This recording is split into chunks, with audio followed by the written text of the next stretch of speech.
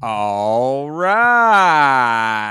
What's up, everybody? How you doing out there? Welcome back to the show. This is last week's fight. My name is Thinker St. James, and tonight we are going to be going over each and every fight from UFC Fight Night, Adesanya versus Imavov, taking a look at UFC 312. That is Duplessis versus Strickland 2. And to do all of that, as always, with me, my name is Thinker St. James, by the way. And with me to do all of those things is my co host, the Ohio player, and a man whose aura never fades, Mr. Chase Parton. How are you, sir? I am feeling it right now. I can't wait to get into everything that happened on the weekend. I'm telling you, I know we didn't ask yet, but this was a pretty solid card. So, Yeah, not bad, not bad. I think that it was a little up and down at times, but we'll certainly get into it in due time here, of course. If you are hanging with us in the chat, we appreciate that very much. Make sure you like this stream, and that also helps us out a lot. But if you are hanging with us and want to give us any comments on these fights, we'll be going over each and every one of these fights. So you can throw those chats in the chat. You can throw your comments in there. And if it is anything pertaining to something else outside of what we're talking about at the moment with the fights that we are on, we'll come back to that at a later time in the stream. But to start this thing off, as I said, this is a UFC Fight Night. Adesanya versus Imavov. This took place at the ANB Arena in Riyadh, Saudi Arabia. This arena was empty at the start of this thing. Somewhat of a low energy crowd, I would say, out in Saudi Arabia. What do you think? well, it wasn't just empty, but I don't know if you noticed how small the venue was. There wasn't an upper deck of seats. Like it was just there was, the floor level and then it went up to one level and then above that was just like skybox seats for just like, the actual rich people kind of deal. Yeah. And it I don't know. So for some reason though, after a while, it wasn't too bad. I think it kind of figured itself out, even though being a small venue. But at first, man, you could tell that it was empty and not Yeah. too many people could be there. So Right. Yeah. Yeah. No, you're definitely right. It is a smaller venue. Period. Like it's a on the smaller side as far as capacity goes. But by the end, you could hear the crowd a little bit. They were cheering and chanting and stuff, occasionally booing, but we'll get into that. right. Yeah, it was just when they first started, because it was another one of those cards where I guess there were one or two that dropped out. So we had a little bit of a lead up going into the first fight. And when they're standing there doing like the intros and stuff and a couple of the crowd shots, the walkouts and stuff like that, it was like, man, this is really, really empty. Very, very few patches of people in there. It finally did kind of fill out, but just an interesting note, because you'd think that out in Saudi Arabia, where they're pumping a lot of resources, a lot of money into the sport, that it would show in the desire of the people who are able to attend, that there'd be a fervor for wanting to be there and taking in the fights as much as the event as they can, that kind of stuff. But I don't know. Yeah, they didn't want to show up for my boy Hamdi, but we'll get into that. And I don't know. I think it was just really crazy how small, like there just wasn't a lot of seats in the building. It was actually kind of crazy. It was like a smaller promotion type deal. It kind of felt a little homely when it was just the security guards and shit standing around. Yeah, yeah. Well, I mean, it must have been a nice, like, kind of intimate environment for the people who were there. So get right up close and personal with the fights. Something to be said for that. I mean, especially now when you've got these fights taking place at these huge, huge venues. Where, I mean, I know that a couple of the places that I've seen it at, you can get pretty high up into the rafters, and once you're up there, you're really struggling to be able to actually see down into the action itself. A lot of times you're watching the jumbotron, and that's, I don't know. I have mixed feelings about that, because it's like you're paying all this money to be there to see it live, and then you're essentially watching it on a big TV. So that's a little bit. I don't know. It's not necessarily the experience I would want, but so these people in Saudi Arabia, good for you. You get to see everything up close and personal. Well, I just think it's crucial to note also, because it is a partner in the brand, is when you compare this to what the Royal Rumble had, and wow, that venue was the largest thing I've ever seen type deal. What would Um, Indianapolis. It was in the Colts Stadium, I think, Oh, maybe. all right. So I could be wrong. Don't quote me on that. But compared to that, they just it kind of had an impact to me. Like, wow, the UFC really just had like 500 people watch this fucking event. So I don't know. Yeah, I don't know what the actual capacity of the place was, but it was certainly on the smaller side. Either way, the crowd got a decent show out of it. So I guess let's jump on into these fights proper over here. One last thing I actually Yeah. want to note, it's pretty crazy to even think that the venue's so small and they saved Israel Adesanya for it. Like, Yeah, well, and we'll get into that. We talked a little bit about 312 on a previous episode, but of course that is coming up this weekend. So we'll get into that aspect of things a little bit later on in the show. But yeah, it is a little bit strange how they've decided these cards, at least within this last couple here, as to what people are fighting on what cards and why. Um, I mean, I guess Imavov makes sense for this venue and this environment, but I mean, you had 312 for that, and so I don't know. I mean, there were plenty of fighters on here. Well, I don't know. I guess actually, if you really think about it, it wasn't necessarily the most like stacked with fighters of the region, culturally similar fighters necessarily. So there were a couple, but yeah, a little bit odd. Odd that this was the lineup specifically for Saudi Arabia. yeah, I agree. But hey, it is what it is. We'll get into the first one because I'm really excited for this one. Yeah, yeah, absolutely. But I don't know. Yeah, thinking about that now, that point it is interesting that there weren't more fighters, regionally significant fighters Mhm. on this one, but there were a couple. So yeah, anyway, whatever. Let's get into it. So yeah, starting this thing off is Hamdi Abdul Wahab versus Jamal Pogues. What'd you think? Um, all week, I don't know what it was, guys. I just knew it. They were speaking to me. The MMA gods were speaking to me, and I knew that my boy Hamdi was going to get it done because Jamal Pogues, like, even knowing he's on his last, even if you didn't know that he's on his last fight of his contract, and he's walking out crying, and then he gets beat up for 3 rounds. In my opinion, everybody wants to claim that I'm biased because I had, quote unquote currency down, but I I think this was an easy one for Hamdi. And just to prove how easy it was, let me go ahead and give you guys a little tidbit. Uh oh. I had to get my boy's flag. Hey, I actually didn't know it Egypt in had the something building. on it. I thought it was just interesting. But either way, so he's going up. And my boy Hamdi is the man for his performance. I don't care what anybody says. Had Jamal Pogues leaving crying. So that's all I got to say. Well, all right, fair enough. I mean, congratulations on getting a little bit of cash out of it, but this was certainly at the very least a petty theft, I would say. I mean, Pogues was, I mean, really, you say that this was not exactly a barn burner fight to begin with. A little bit of a slow start to this card, which slightly unfortunate in the sense that being that this was taking place in Saudi Arabia, we were on the Saudi Arabian schedule, so it was earlier in the day as opposed to the normal schedule for the United States. So 9 o'clock in the morning, everybody's kind of just getting into the day. They got their coffee and all that kind of stuff, getting ready for these fights. And this is the first fight that they got.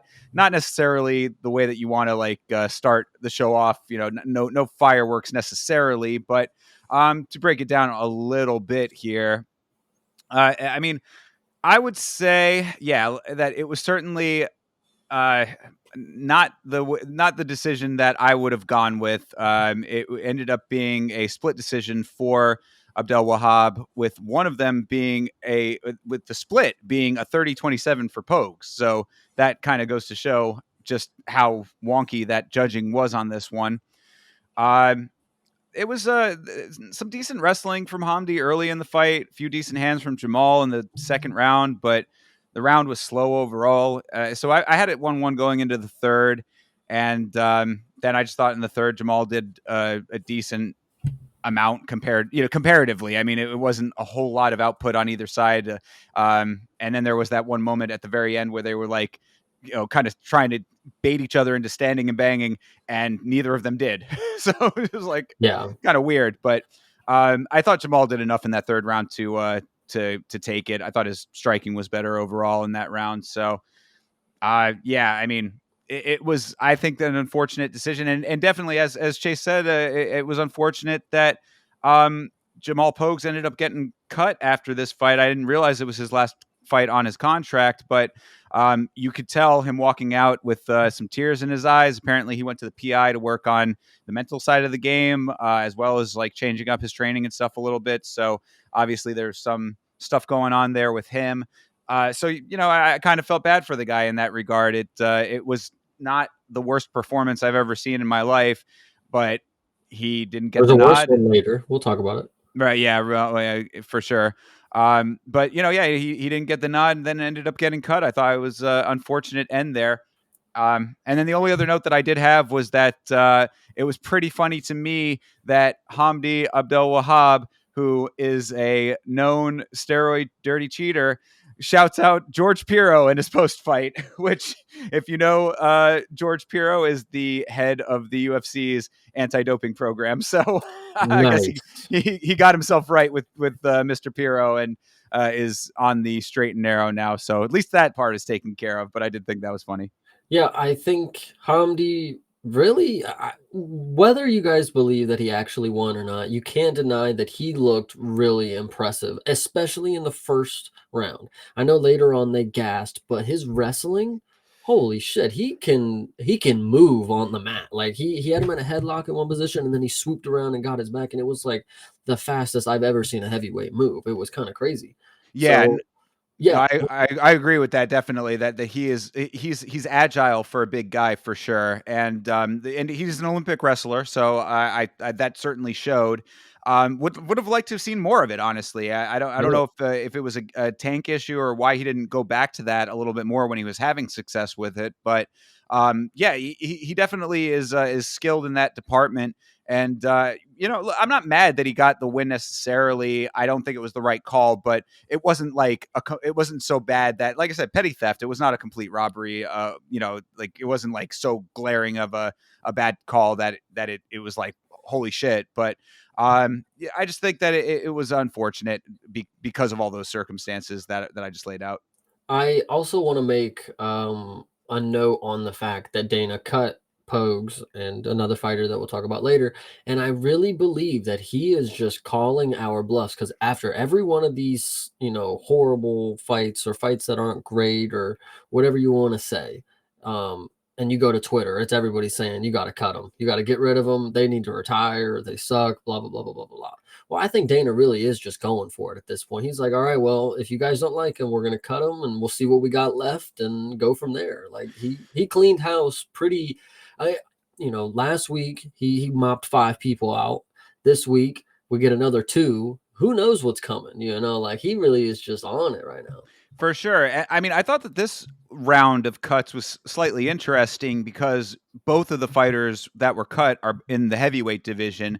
And we constantly are talking about how heavyweight is such a shallow talent pool right now. So I was like, kind of the comment that I had said when we were discussing it in the Discord was, I was like, I thought it was kind of crazy that you're cutting two heavyweights that are, I mean, I wouldn't say that they're necessarily champ potential, but they're fine heavyweights. I mean, they're not, like people that people are like demanding get cut. I never heard anybody saying, man, Jamal Pogues needs to be cut. Fuck that guy kind of thing. I mean, maybe some people were, but You got to go to Twitter, man. Right well, after you them got fights, fair, I man, guess. you'll see it. You'll see it. Yeah, I guess it's a good point. But either way, I mean, like, at least in my estimation, it wasn't like two ridiculously like unskilled heavyweights that like needed to be cut so badly. But the other side of that is that because heavyweight is so light, you're not backfilling it with new heavyweights that like are taking those spots just yet, or maybe you're trying to. I guess maybe that's the intention here, is to try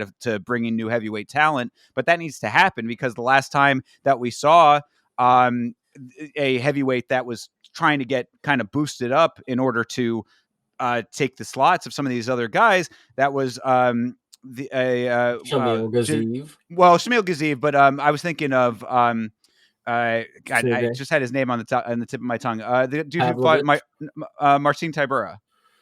Uh, Jonathan Denise. Jonathan Janice, that's exactly who it was. Yeah, there you go. And we saw what happened to him. I mean, he kind of got shot up a little bit, perhaps a little bit too quickly, but so yeah, my point in all of that is just that you have these heavyweights that are getting cut. You want to think that they're getting filled, backfilled with new guys that are going to be better, but that's not necessarily what's shaken out just yet. So interesting times that we're seeing in heavyweight.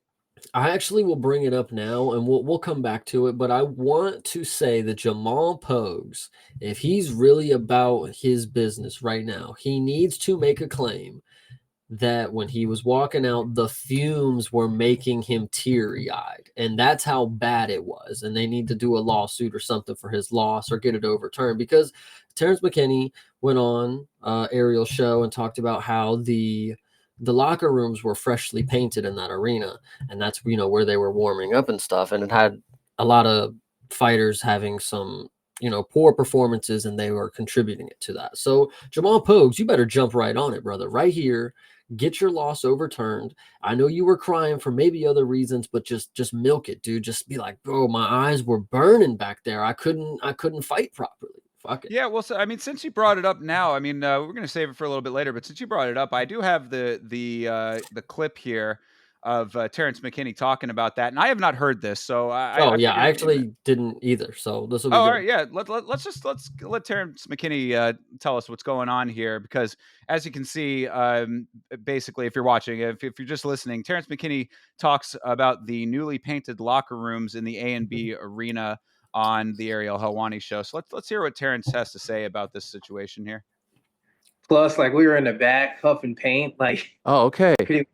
So what happened here? Because I just asked MVP about it, and maybe he was in the bougie locker room, but I had heard from several people after who said they had a Yeah, really hard time breathing, needed to go outside, were feeling nauseous about the painted locker rooms, newly painted locker rooms. You yeah, felt yeah. this? Like I even I felt it a little bit too. Like, and I was like, like, and this is probably the best cardio I had like ever in any fight. Like I've been running like 5 miles every other day.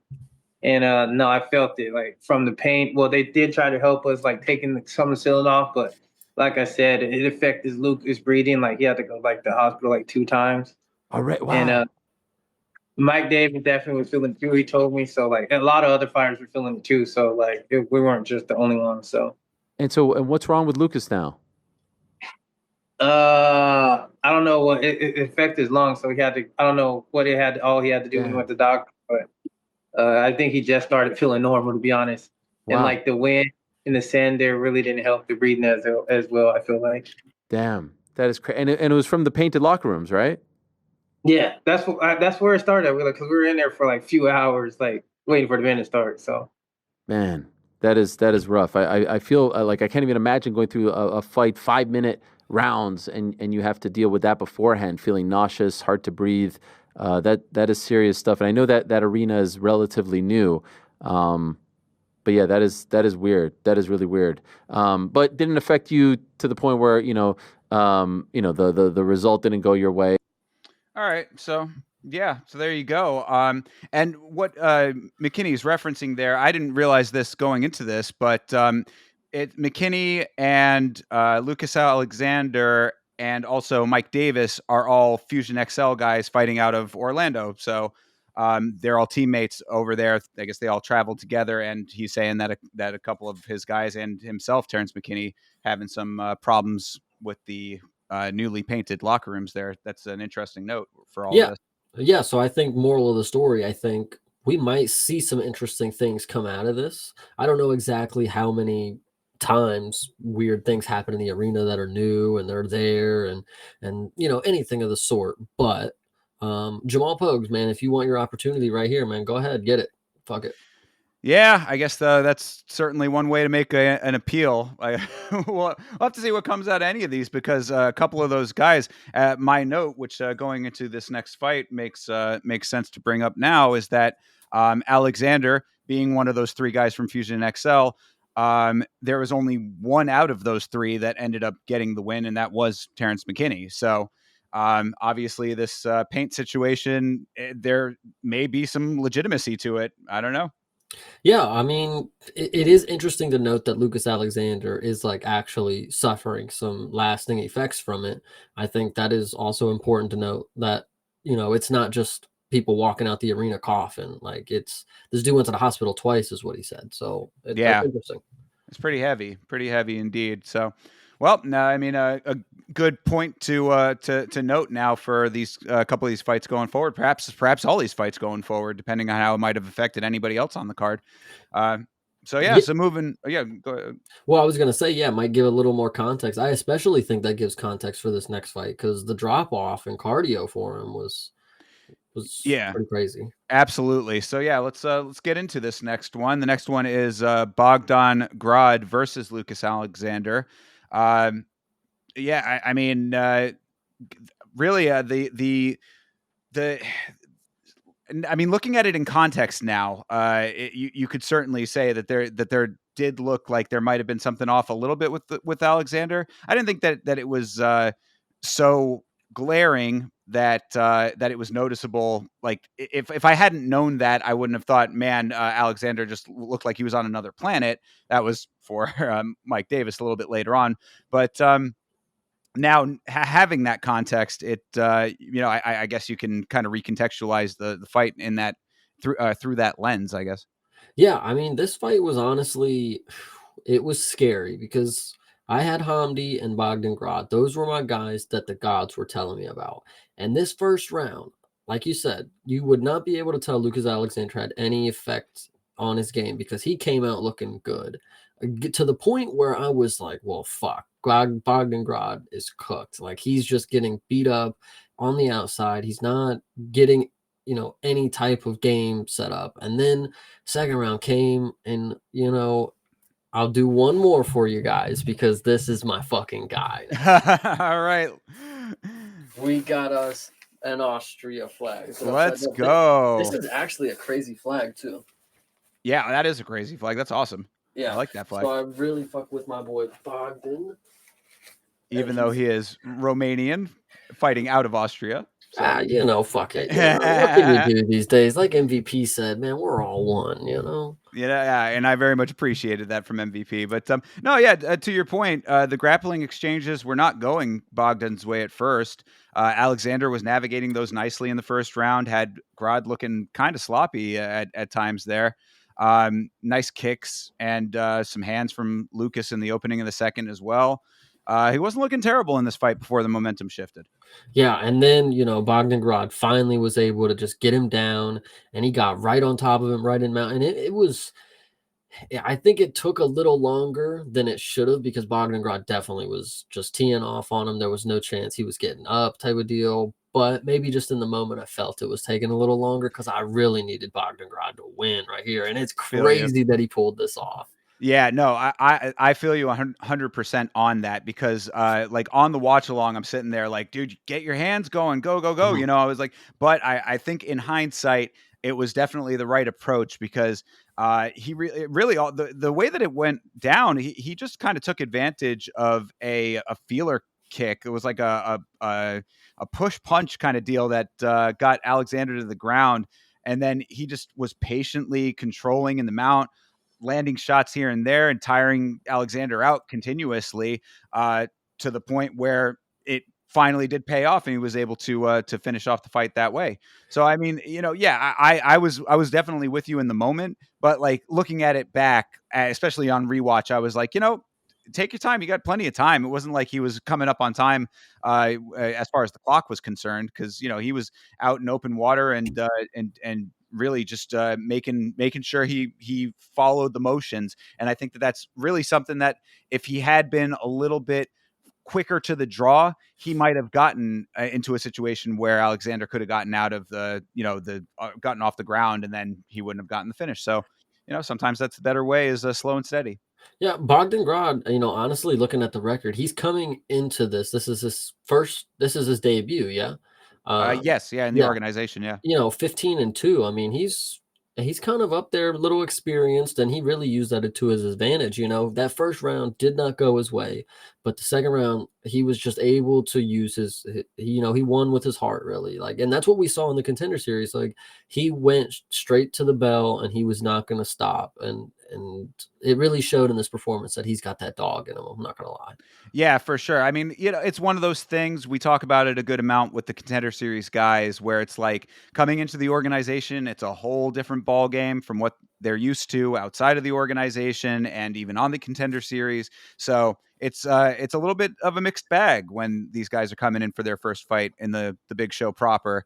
And you never really know what you're going to get. Some guys who look amazing on the Contender Series can end up, completely having an off night when they're under the big lights. So it was good to see Grodd pull it off, because as we had talked about on the last episode, when we were kind of breaking these fights down, giving predictions, Grodd had a really, really good fight on the Contender Series. It was one that stuck out. The commentary team was saying it was one of the best fights on the Contender Series. I definitely thought it was an all-out war. It showed that the guy has some legitimate heart.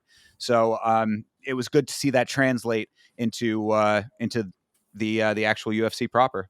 Yeah, and what Anakin is saying in the chat here is, Lucas Alexander did miss weight. And after I didn't catch the weigh-ins this week, but when they made that note on the commentary, I was really worried for Bogdan. And I thought that first round, the grappling wasn't going his way because, he didn't have them extra weights. Like, this was a bad weight miss. Like, this was like 4 or 5 pounds or something like that. But then, I guess it was just a really bad cut for him. It didn't seem like him purposely missing because he gassed out, like he was the one that ended up losing in that regard. So for sure. Yeah. And while we are on the subject, shout out to everybody in the chat. We have Fitz King, Checkmate Entertainment checking in, Realize, and Anakin as well. Thank you guys for rocking with us. Appreciate it, all y'all. yeah, the boys are back in town for Absolutely. So, yeah, I mean, all in all, good work for Grodd, and nice to see that he gets his win. And because he had fought twice on the Contender Series. That last one was his second go around. So, another example of a dude who maybe needed a little bit more time outside to get everything clicking, and it paid off. So good to see that he did everything that he needed to do, and now hopefully a new force at lightweight. Yeah, featherweight. I was about to say lightweight. No, anyway, but my bad. Yeah, no, this was a good one. I really enjoyed this. I thought as of right now, the card is going great. Like, this is a high point because we are rolling. But this next one. Yeah, all right. Well, let's get into the next one. This is Jasmine Jazz Davicius versus Mayra Bueno Silva. Interesting note before we get into the fight proper is the fact that this was the first women's UFC fight in Saudi Arabia. So kind of neat there. But the PFL had them beat as far as women's fights, period, because there was a women's fight on the MENA card late last year. So, it's but either way, nice to see Saudi Arabia coming around to women's competition when it comes to combat sports. I actually will note also, everybody wanted to make a big deal of what they were going to wear. And I kind of figured it was just going to be the same thing that MBS always wears. She always wears the shirt with the skirt. Now, Jasmine, she did throw the tank top on, which is, I feel like I haven't seen the tank top too much, feel like it's just the t-shirt option. So maybe that was a new thing they offered for her in this regard. But what I will say is MBS, there's no hope. She absolutely is just off the wagon because she went down a weight class for this, presumably to get an advantage, be bigger, get a win in the book, and go back to her normal weight division and have, some momentum because she ain't getting it right now. And that this performance, holy shit, her style, like I get what she's going for, how she's just kind of stalking and just walking into punches the entire fucking fight, but it never paid off for her. She didn't get close enough to get very good clinch situations. She actually was getting, the worst end of the stick anytime the clinch came. It didn't look great for her. And I will admit, they gave her one sub attempt, but she did have probably about 4 that were pretty solid. The guillotine was not all the way where she needed it. I think she tried to jump that way too early in the first round. Like, that it looked like she needed this fight to be over, and we can see why. But the Kimura attempts that she had later in the fight, I thought were pretty solid, because damn, I would not want my arm bent like that, I tell you. So Jasmine is a savage for this. I really doubted her, and maybe I just shouldn't anymore. She beat somebody, who coming down a weight class, and she did it very easily. She made it look easy. And to also note, these two women used to train together. So I don't know who used to get the better end of the stick, but MBS, she just did not have any answers. Yeah, seriously one-sided affair as far as this fight went for Jasmine. Really nice grappling and ground strikes that put a rat-sized mouse on the side of Myra's brow in the first round. That was pretty gnarly there.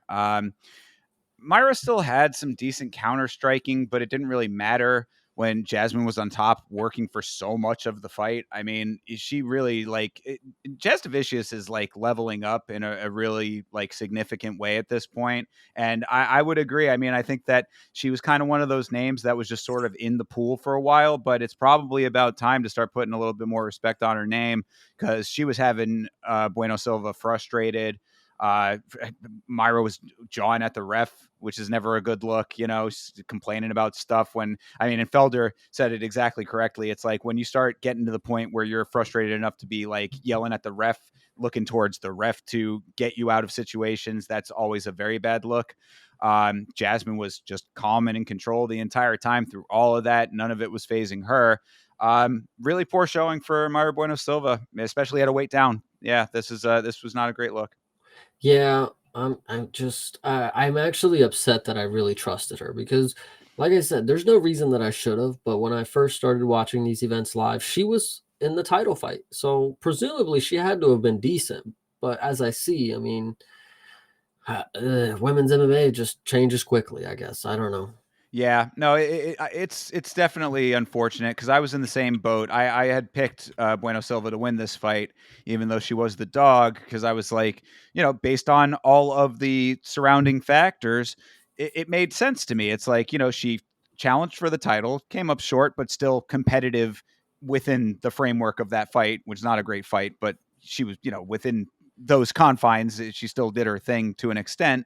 And then the fight after that was stopped due to the cut. That was the Macy Chiasson fight, and it was a very nasty cut for sure. But cuts happen, and that's just kind of how that went. So it wasn't like she was getting decently taken care of in that fight, but it was still competitive as well. It was competitive enough to make me think like the cut, if it hadn't have happened, like that could have still possibly went her way. So I think that there was enough evidence there to say, oh, she could come into this fight and still be that woman. And unfortunately, she was not. So, I mean, I don't know if she's completely cooked, but I based on a performance like that, I would kind of tend to agree with you. I think that she's just sort of going to stay as a middler, and that's just how it goes sometimes for some of these women. Yeah, it was really telling later in the fight when she was trying to go for, I couldn't remember exactly how the commentary said it, but she was doing more like open grappling type of BJJ, and she was just leaving her face wide open, just getting pounded. Like she was going for leg locks, and it was not working, and it just Yeah. looked bad. I mean, the coaching called for her to do more boxing after the first round, and she just wasn't able to get any closure on the distance. She just let Jasmine play the outside the entire time. Also, the fact that MBS shot 0 takedowns, and that was her game plan, is to just not strike very often and shoot subs when she gets me down. Like it was, I don't know, it just wasn't the right move. It was a hard one to see go down. Yeah. And to that point, like I think that Jastovicius, the only thing that's really lacking at this point is just a slight leveling up of her striking, because really the ground game is obviously there. She's been doing really nice work in that department. But the issue becomes with that, women's MMA is often very grapple and wrestle heavy. So you're going to be being good in that department is great, but what will really set you apart is if you have the full-on well-rounded skill set to be nice wherever you are. So if she can get her hands just a little bit stronger, if she can just have a little bit more power in her hands, get her striking just a little bit better, then I think that she'd be really well off. And hopefully that's something that we could see down the line for her, because she's been racking up some really nice wins lately and doesn't seem like there's any signs of stopping. She says that she wants the belt. So that could very well, she's moving her way up towards it, but the farther that you get up the ladder, the more you're going to be having to deal with a lot of different things coming at you, and having a better, well-rounded skill set is exactly how you counter all of that.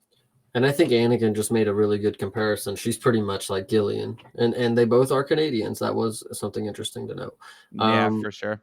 But I mean, I have nothing left to doubt. Jasmine is probably going to get close enough to the belt where it matters, where she's not just a good fighter, where she's kind of in that great territory. Because, I may not love to see some of the stuff she does, but in this fight, she really did look impressive. I will say that. And it did also play a factor that MBS was doing nothing, most of it. But she did come out here and do what she had to do. She took the dominant position in this fight, and she didn't give up. She didn't look like she was weak in any aspect.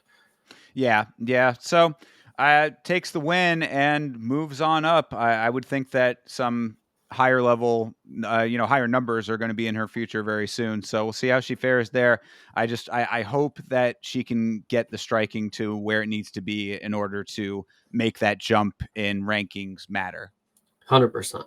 Yeah.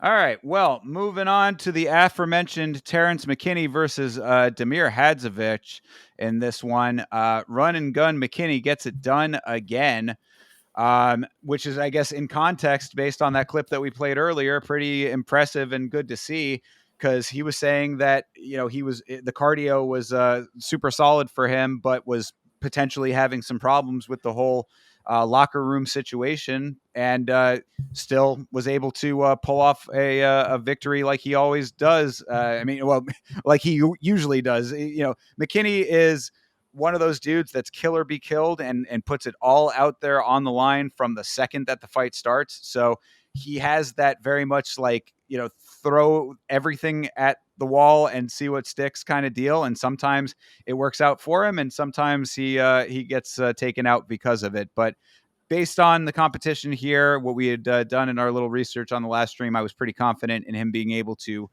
do his thing in this fight, and I was glad that that was correct. Yeah, I mean, he might as well be Hamzat in the first round of fights. Like, he just can finish it. Like, I can't tell you how sometimes, and sometimes he's the one that gets finished. But when he's on, he's on. And we kind of scouted out that this was a hand-me kind of fight for him. This was definitely to get him back in the win column. But Damir, holy shit, the Bosnian bomber, like he got bombed himself, man. That's crazy. And got Bosnian bombed. So yeah, it was pretty bad. But Terrence McKinney, good performance. Damir, nothing really to note, honestly. You just got starched pretty quick. So yeah, I mean, it was all pressure from McKinney, from the second the fight started, as usual. Nice kicks and ground and pound, pretty much exactly what you're expecting from him. The one thing that I did want to at least touch on was that it looked like a couple of those ground shots might have been questionable as far as the legality goes. I think he was doing a good job of trying to keep them legal, though. So it's like, it's one of those tough situations. Dude's moving his head. He's trying to get out of the way of shots. So obviously he can't control every single land that his hands are going to have when the guy is trying to evade every one of them at close range on the ground. But a couple of them did seem slightly questionable, but either way, the referee was right on top of it. So it's not like he was getting away with anything.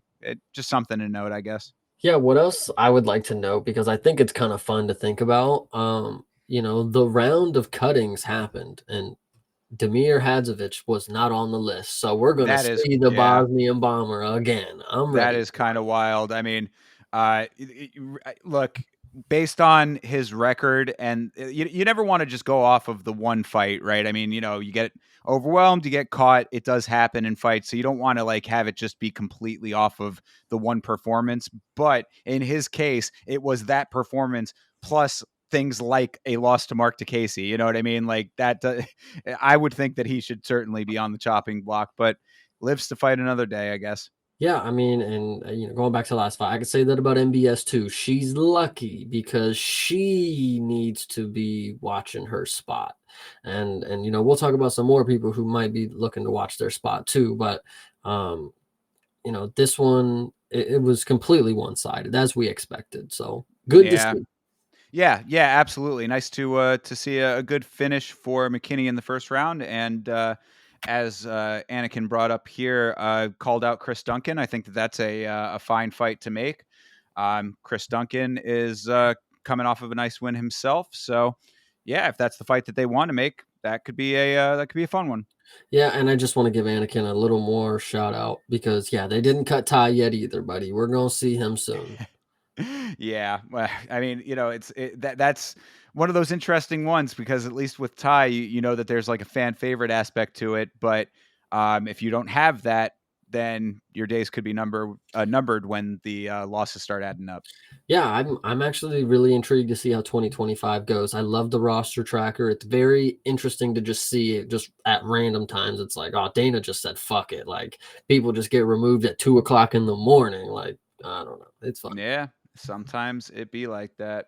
And speaking of a dude who needs to be removed at 2 o'clock in the morning. This is Thomas Peterson versus Shamil Gazib.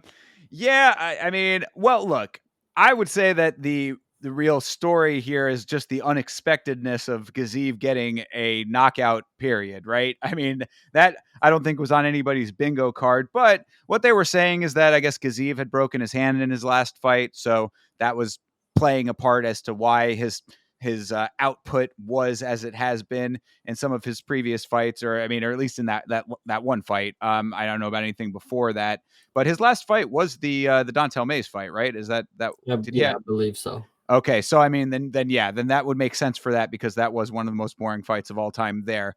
But here, getting the job done early, and yeah, that was kind of all she wrote. I mean, Peterson is another Contender Series guy, right? I mean, Yes. so that's yeah, this is not a great look just starting out. Yeah, I guess that's really all that there is to mention here. I mean, he tried for a takedown, couldn't secure it. Great I on mean, Shamil for that, actually. I give him that. His yeah, takedown defense looked pretty decent. for sure. And really, I mean, the only other real note was that there was a little bit of striking on both sides before the right hand was landed by Gaziev. So, I guess maybe you can take that to the bank for Peterson as to why why he lives to fight another day. But walk off KO was a little bit crazy in the sense that the shot didn't even seem like that crazy a shot. It was just sort of right on the button and drops him so hard that he self ejected his mouthpiece. Nice. Oh, I didn't even notice that. Well, what I was gonna say, Shamil might have dropped him and walked off because he was probably already tired. I'm not gonna lie to you, but it's very impressive to me that one Shamil is actually ginormous. Like he really is like a very giant heavyweight. But his striking, while he did get a knockout with like a straight right or something, it's so bland and basic. Like he just walks up and just blasts like the same combination every time. And his belly's just moving and it's just a hard thing to watch up until he gets the knockout. And he is a fan favorite. And I really do like Shamil. But Thomas Peterson, I could have told you from a mile away that this dude is getting starched by anybody right now. Like, and I'll give him credit, like you said, with mentioning with the cuts of the other heavyweights, it's like, well, if you cut two, why not cut three? But Thomas Peterson at least was trying to strike. Other people on this card, we'll get to later, they had no will to actually strike with the opponent, and it was frustrating to see. But this one, at least, it was interesting. And Shamil Gaziev, with his bland boxing, he got a knockout, and I'm very happy for him. Yeah. I saw the Thomas Peterson boss baby comparison. That was not lost on me when when I saw the memes going around. But yeah, look, yeah, I mean, Gaziev is kind of one of those dudes that has the meme crowd also on his side. That they're kind of pulling for him in a somewhat ironic fashion, but you get knockouts, bro. I mean, you can meme it up until it's reality, right? I mean, I think that a performance like that certainly lends itself to there being some legitimate reason to keep an eye on the guy. And he is also coming out of the Dagestani system, I think, to an extent. Like, I mean, he's from Bahrain, but I believe that that was a real shot, right? Unless it was photoshopped, and I'm just I think tripping, it was real. I think it was yeah. real. I know what you're So talking about. yeah, there's a shot of him with Abdulmanap and Habib. So I mean, whether or not he's actually full on out of the Dagestani system or not, at least there's crossover there. Whatever. Point is that the dude is seems to be trying. So I mean, look, heavyweight is a division that needs its heroes right now. We've got a gridlock at the top and not much else other than that. So if Shamil Gaziev wants to be that guy, just keep doing that, and that's really that'll take you far. The only person that he's lost to is not even in the league anymore. So anything's possible right now. I think it's, bright lights for Shamil. And, Derek Lewis probably should be next. Maybe I was going to say Denise, but no, I think Shamil is obviously a little past that at this point. But Tybura would be cool. He would get mopped maybe, unless maybe he stuffs all the takedowns. I don't know. It's cool. Yeah. Whatever it's heavyweight. It's one again. It's like we keep kind of going back to the same points, but your pool is limited. So a couple of guys stick out that might make sense there. Either way, just be consistent. That's really all that I would like to see at this point. We saw Jalton Almeida get a TKO recently. That gave me a little bit of hope. If Gaziev wants to come out here and continue being consistent, then no problems there either. Just go out, get the job done, and do it to whoever they put in front of you. And you make a name for yourself that goes beyond the memes. That's 100%. Really what I'd like to see for him. Yeah, I agree. This was a good showing for him, even though the opponent, like I said, I knew this wasn't a tough matchup for my guy. So just keep doing what you're doing. I'm intrigued to see what comes next for him. Hopefully it's probably a bigger name. Yeah, same. All right. Well, moving on then. Mohamed Naimov versus Khan Ofli. However, the pronunciation still eludes me, but Mohamed Naimov versus Khan Ofli. Yeah, what'd you think? I think I was very disappointed in my recognition of talent. I liked Khan from from Tough, and he did his thing in the finale and unfortunately got knocked out. This performance I thought was going to be a big comeback for him, but he did a lot of really stupid stuff, and it was very annoying. Like, there were times where he was literally just giving up the position on the ground just to get into like full guard, and then he was losing the position still. I can't even remember too many things that he did well, honestly. It was a very disappointing performance, 0 for 6 on takedowns. Like, he was just not even able to get anything going, and it was unfortunate. I thought this was one of the better dogs on the card, but yeah. I mean, I know that we kind of were looking at it from Khan's perspective because we both saw him on Tough and would have liked to have seen him do a little bit better in this one. But from Naimov's perspective, I mean, I think that he showed his well-roundedness really early in this fight and then kept it going pretty much throughout the entirety of the fight. He sort of carried this fight in that regard. Striking was crisp, good kicks. He led the dance. I mean, that's really the way that I was looking at it. Dominant performance, even with Khan getting a few decent shots in here and there. Really, what Khan's like, the assessment that I had of him was that it was a whole lot of effort for not a lot of gain. yeah, That's what it looked like to me. Because I mean, this was kind of at a point where I was. I mean, like. It sucks to say because like this was not a bad fight. This was definitely both these guys like going for it, but like there's just something about this fight that was not like overly engaging to me, and I think that that's really what it was. Is that it was a lot of like a lot of like hard fought exchanges that didn't lead up to any grand conclusion. Yeah, and then towards the end of the fight, Khan definitely knows that he's down, and then he doesn't even make like a really strong attempt to try to get a knockout. I can't remember what he did exactly. He might have just clinched or he might have shot a takedown or something, but he definitely didn't stand and try to bang, which is unfortunate because I thought my Aussie King was going to show out for me. And Naimov obviously wasn't going to get baited into that, but you could at least have an effort there. I do think it's interesting to note that Naimov almost missed 100 shots and landed only 79. So, the accuracy, Khan's defense, he was doing well, it seems, but just clearly didn't have enough. The takedowns were the control time and the takedowns were really what was the standout part of it. Yeah, and 9 times out of 10, you cannot defend your way to a victory. It's True. gotta the offense has to be there as well. So, unfortunate look for Khan.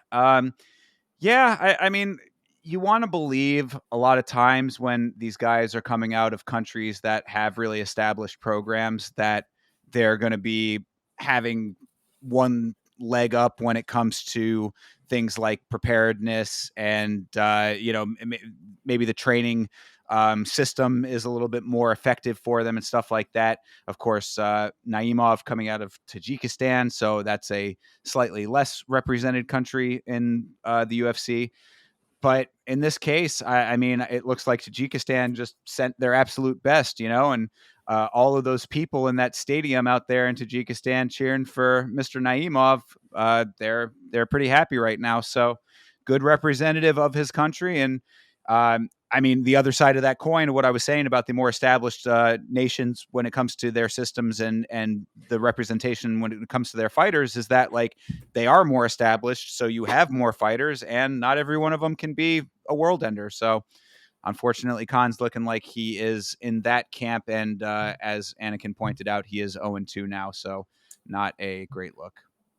Does the tough finale technically count as? I believe it does because Okay. that's in the organization proper, and True. all of those fights are like I think all of those fights count on their pro record anyway, like on tough. So, that's like even if he had lost on tough, it would count. It would have gone towards his pro record as well. Right. Well, yeah, no, that's interesting. I just feel bad that I thought Khan was going to be able to do better. It was not the performance I needed from him. It was a really big letdown, not going to lie. Yeah, for sure. So, good win for Naimov though. 12-3, so the record's pretty solid. I think that he looked pretty solid overall. I would like to see some finishing ability out of him a little bit more. I mean, at least based on that fight.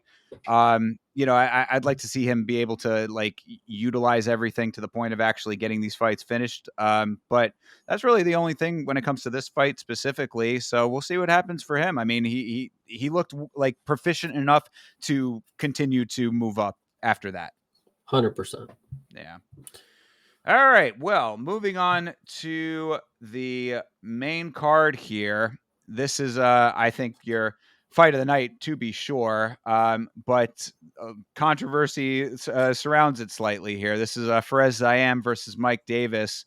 The note coming into the fight is that Davis was coming off of a bicep tear. That's we had talked a little bit about him being inactive.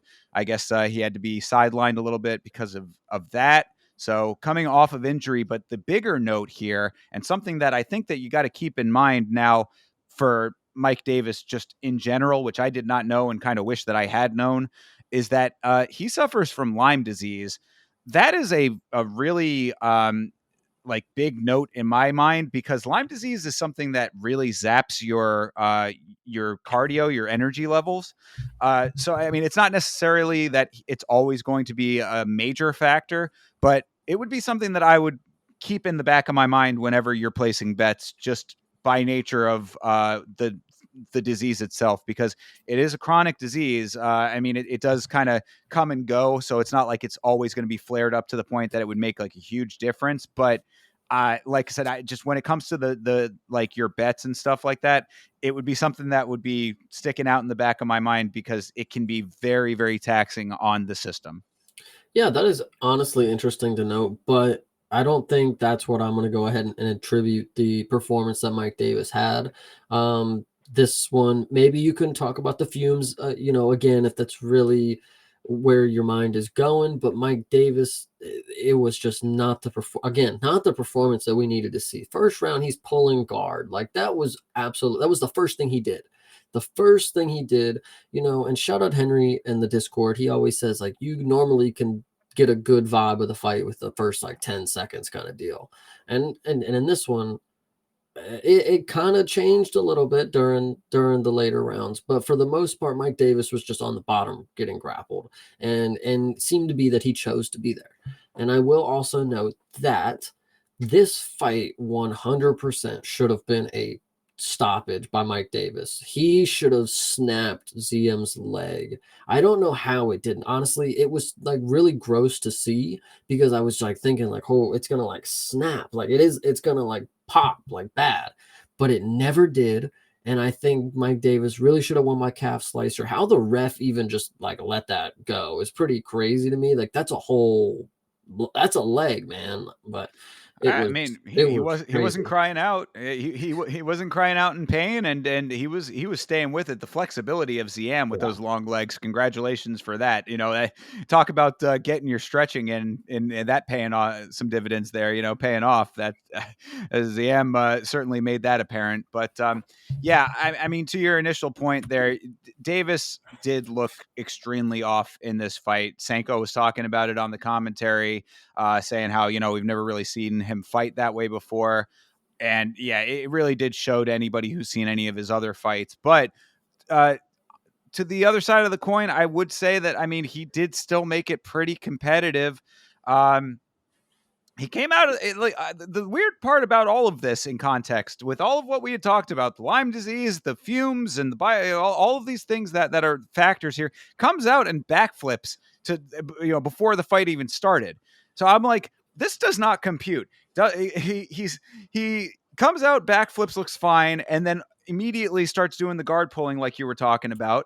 And it was just a very strange deal thereafter. Like it was not a performance that, at least in that first round, that looked like he had a game plan with it. And that I think was the scarier part. You never want to see a guy legitimately pulling his opponent down on top of him and then not having the next steps. And also when you have an opponent who's so much longer with his limbs. I mean, like it just did not seem like a very sound game plan. So I don't know what all of the factoring when it comes to all of that stuff exactly was, but it just seemed a little bit strange. But all of that being said, I mean, he did end up later on being able to, kind of keep it competitive. And like you had said with the calf slicer, that was pretty goddamn wild. And a lesser opponent, a less flexible opponent, would have had that knee, just popped completely. I mean, that kneecap would have been separated.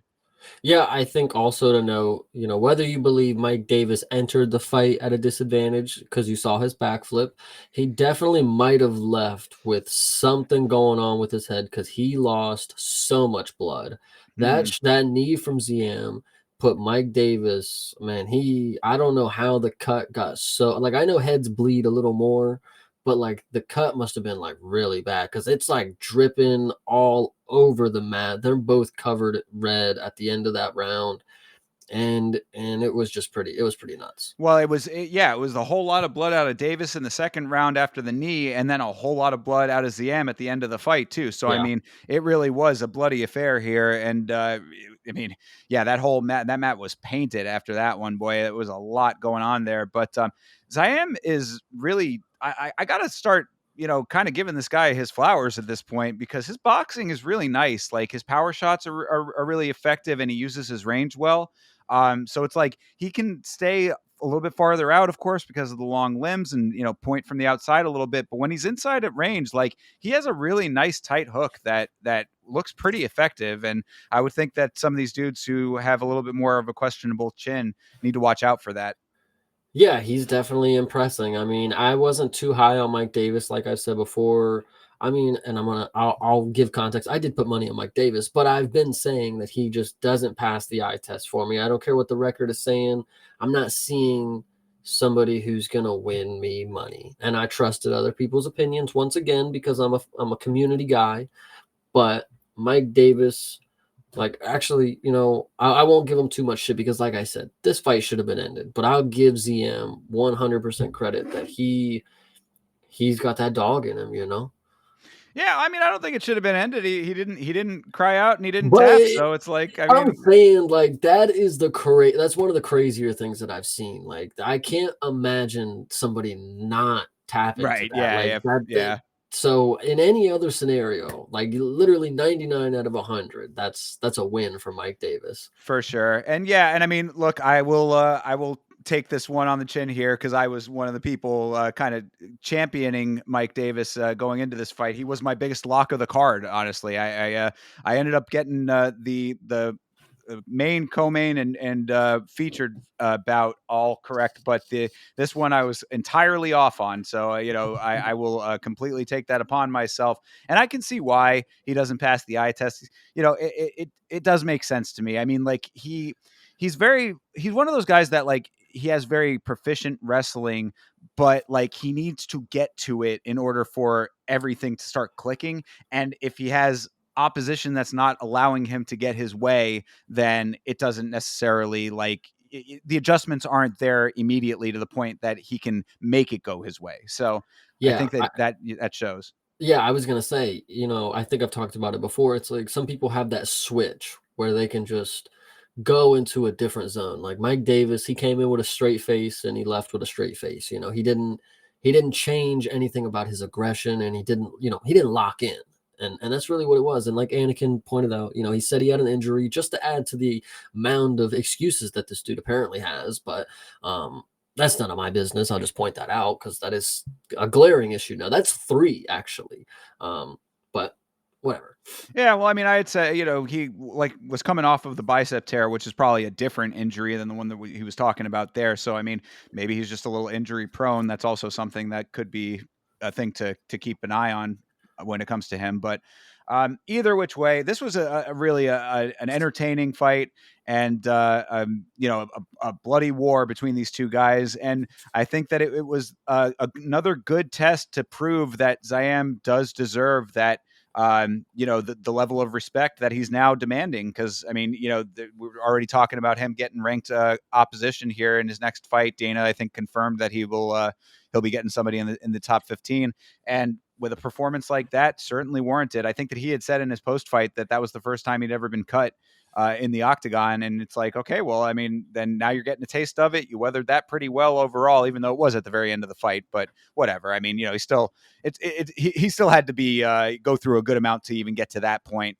and he came out on top. So give the guy the respect he deserves, and give him competition that he deserves. Yeah, but I definitely will be throwing in the fact that he went to war with Mike Davis. When I'm watching his next fight, I will make sure to point like, yo, this dude went to decision with a dude that he probably shouldn't have. But we'll see what the next matchup is for him. And I think we also got to see what the next matchup looks like for Mike Davis as well, because Yeah. it's like all of the things, and I don't want to necessarily put all of this performance on all of those factors that we said. I mean, they're context if they are context only. You know what I mean? Like they could be 100% of the reasoning. They could be 0% of the reasoning. We never are going to fully know that. So we got to see what happens when Davis is not in a fume-filled locker room. His Lyme disease isn't flaring up. His bicep wasn't recently torn. He doesn't have all of those things. Like it doesn't matter when he's in the octagon here and now. You know what I mean? So it's like we got to see what he looks like in his next fight, hopefully without any of that other stuff as a factor. And then maybe we'll get a better understanding of like all of the dynamics of it. But in this fight here, you got what you got. Yeah, 100%. So good job, Mr. Zayam. And I look forward to him versus a top 15 guy. Moving on. This was Said Nurmagomedov versus Vinicius Oliveira. This is I don't know. I was kind of slightly disappointed with this fight. What'd you think? I think one that I do believe that Vinicius was a talent that I'm not saying that I should have slighted because I didn't. Like I knew this dude was, the Loke dog goes crazy.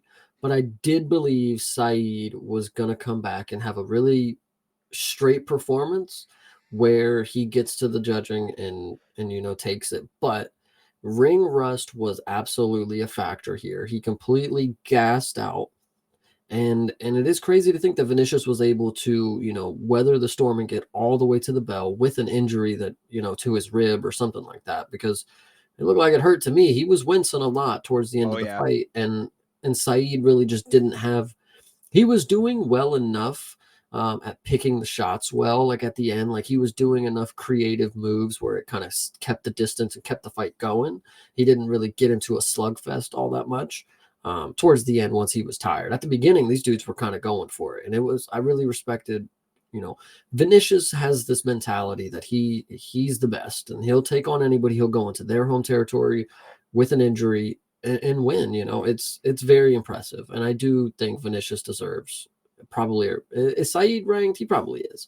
I don't think so. So Vinicius needs to be close, or he Okay. needs to get a rank. I mean, yeah, he's still early on for that, I would think. But I mean, a performance like that certainly lends itself to that mentality. He wore Saeed down, which is fine. He got some nice striking off, high pressure from Oliveira. Saeed looked a little gassed early, in my opinion. So I think he got the better of him to the point where he was able to have a better performance later on because of that. Like he was in it early enough and stuck with it through injury, like you were talking about as well with the rib.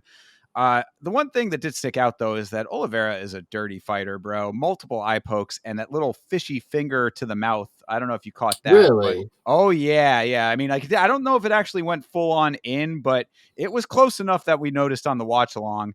I was like, there's just something unlikable about this guy to me. Like, I don't know if it's just his face or what it is, but like, there's something about him. Like, and he didn't do any of the showboaty shit that he was doing in some of his other fights. So I do give him credit for that.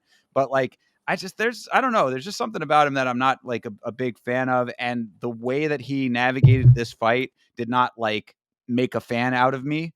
So I don't like, granted that, it takes two to tango over here. So it's not like Nurmagomedov was really making himself and doing himself any favors by the way that he conducted himself in this fight either. Cause like I said, I think he gassed out a little bit early and wasn't able to navigate as effectively, of course, as Vinicius was. But overall, it was just, I mean, yeah, Oliveira moves nicely.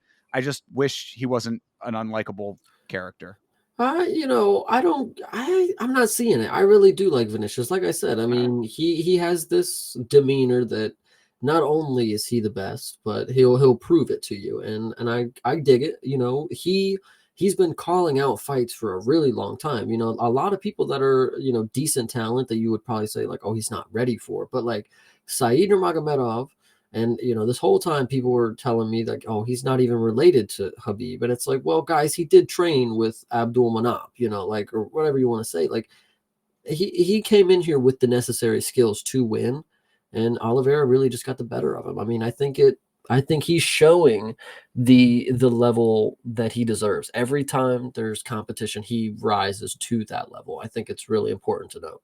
All right. Hey, fair enough then. If that's the case for you, then, it could just be something that's rubbing me the wrong way personally. But either way, I mean, look, nice win. I mean, I'm not trying to take the win away from him. He did everything that he needed to do aside from finishing the fight. So to be able to have a nice dominant performance like that with an injury that, he kept that pretty close to the chest up until the very end there, I would say. I mean, there might have been a couple of times here and there that it snuck in, but overall, like he really because you could tell like after the horn sounded, like he was like, oh, you know what I mean? Like Yeah. he went immediately holding on to the side. So good on him to be able to navigate the entire fight that way and get a good win here. So, not trying to take anything away from him, but like I said, there's just something there that's not clicking for me. But go out there and continue to get wins and continue calling for guys that make those fights, fights to look out for and watch. And, perhaps you'll win me over. 100%. All right. Coming into the home stretch here a little bit. All Can't right. wait to talk about I know. these guys. This is one of those cards where, like, I mean, these fights that we've talked about up until this point have all been, they were what they were in their own right. But like this card was very stacked in the top for a couple of reasons. And this is the first fight that kind of gets into that territory here. This is Sergey Pavlovich versus Jairzinho Rozenstruik. I mean, the win for Pavlovich for sure, but people are saying the aura is gone. What do you think? Or 100% gone for Pavlovich, but that's not even the real story. The real story is just how lackluster these dudes made this performance.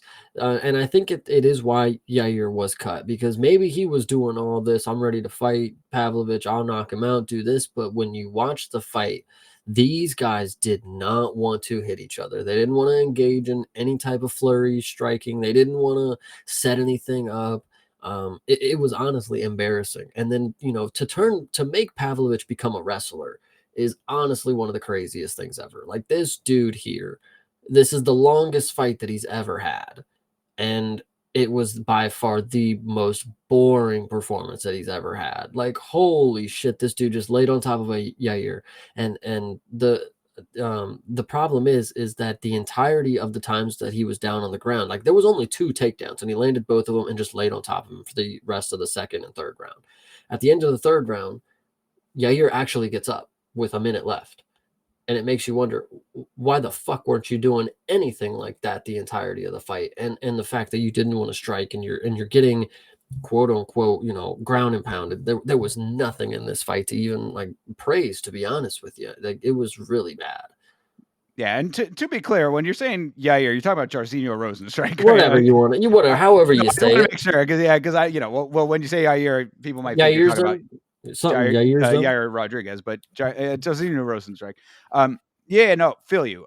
Yeah, I'm with you on all of this. I think that when it comes to Rozenstruik, the impetus was really on him to turn up the volume, especially once he realized that Pavlovich wasn't throwing the power strikes that he was like that gained him the aura to begin with. You know what I mean? Like that was the big deal, is that one punch Pavlovich is kind of a thing of the past, it would seem like now, based on that especially, and the fights previous to it.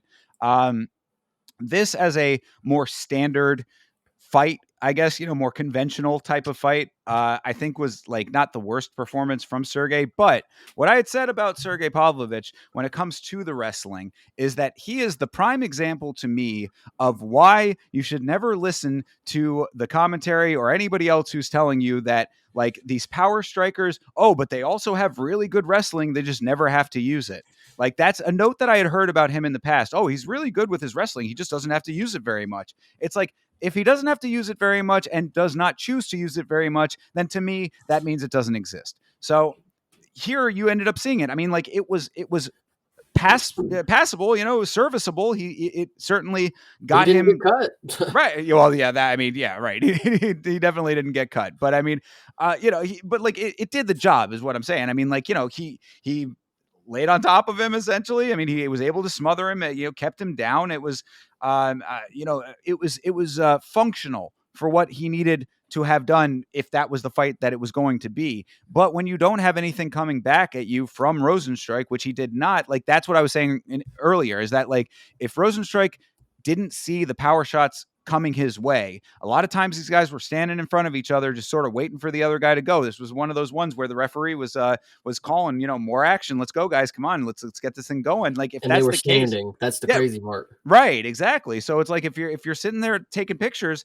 like you got to actually be the one to be first to the draw, and he just was not. So this was a deserved win for Pavlovich, but and not great when it came to Rozenstruik. And obviously Rozenstruik is the other fighter that got cut that we had mentioned earlier. So I questioned for a while, like, okay, did he have this crazy momentum? He had never been finished, and then Tom Aspinall just derailed it all. But his debut was against Alistair Overeem, and he got knocked out.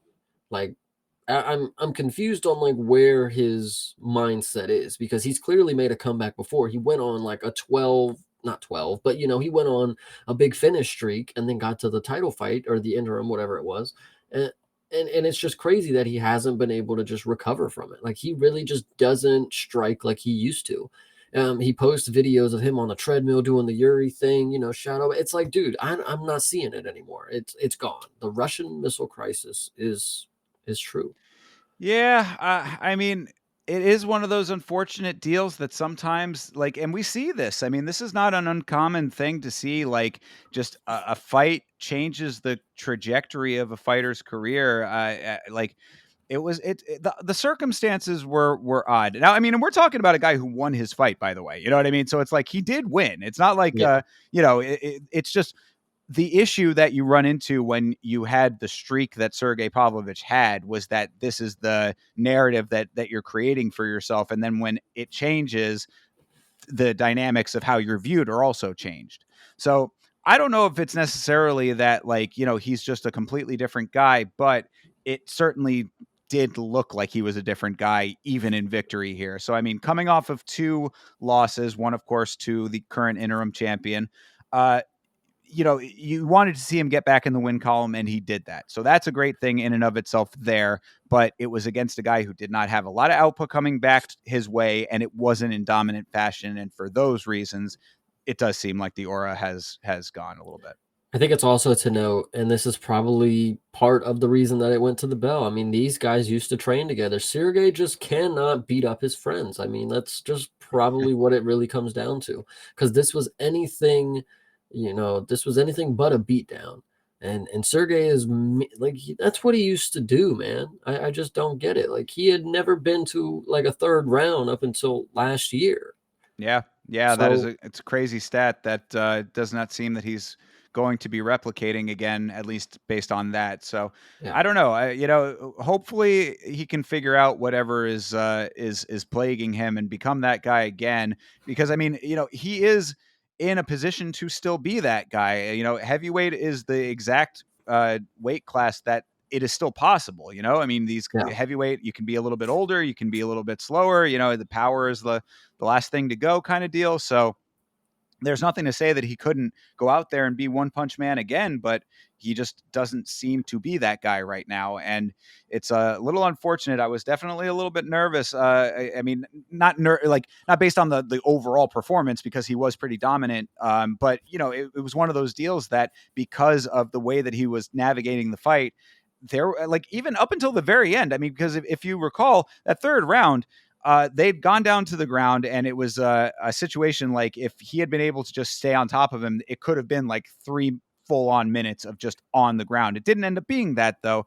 Jairzinho got back to his feet, and in that moment, I turned to Vitzking on the watch along and was like, there's still a chance that Jairzinho could land a power shot and knock him out. Like, I mean, it was, and so, like, that in and of itself is, like, to be able to have said that about a fight with Sergey Pavlovich in it, kind of tells me all that I need to know at the moment about how he's, where he's at.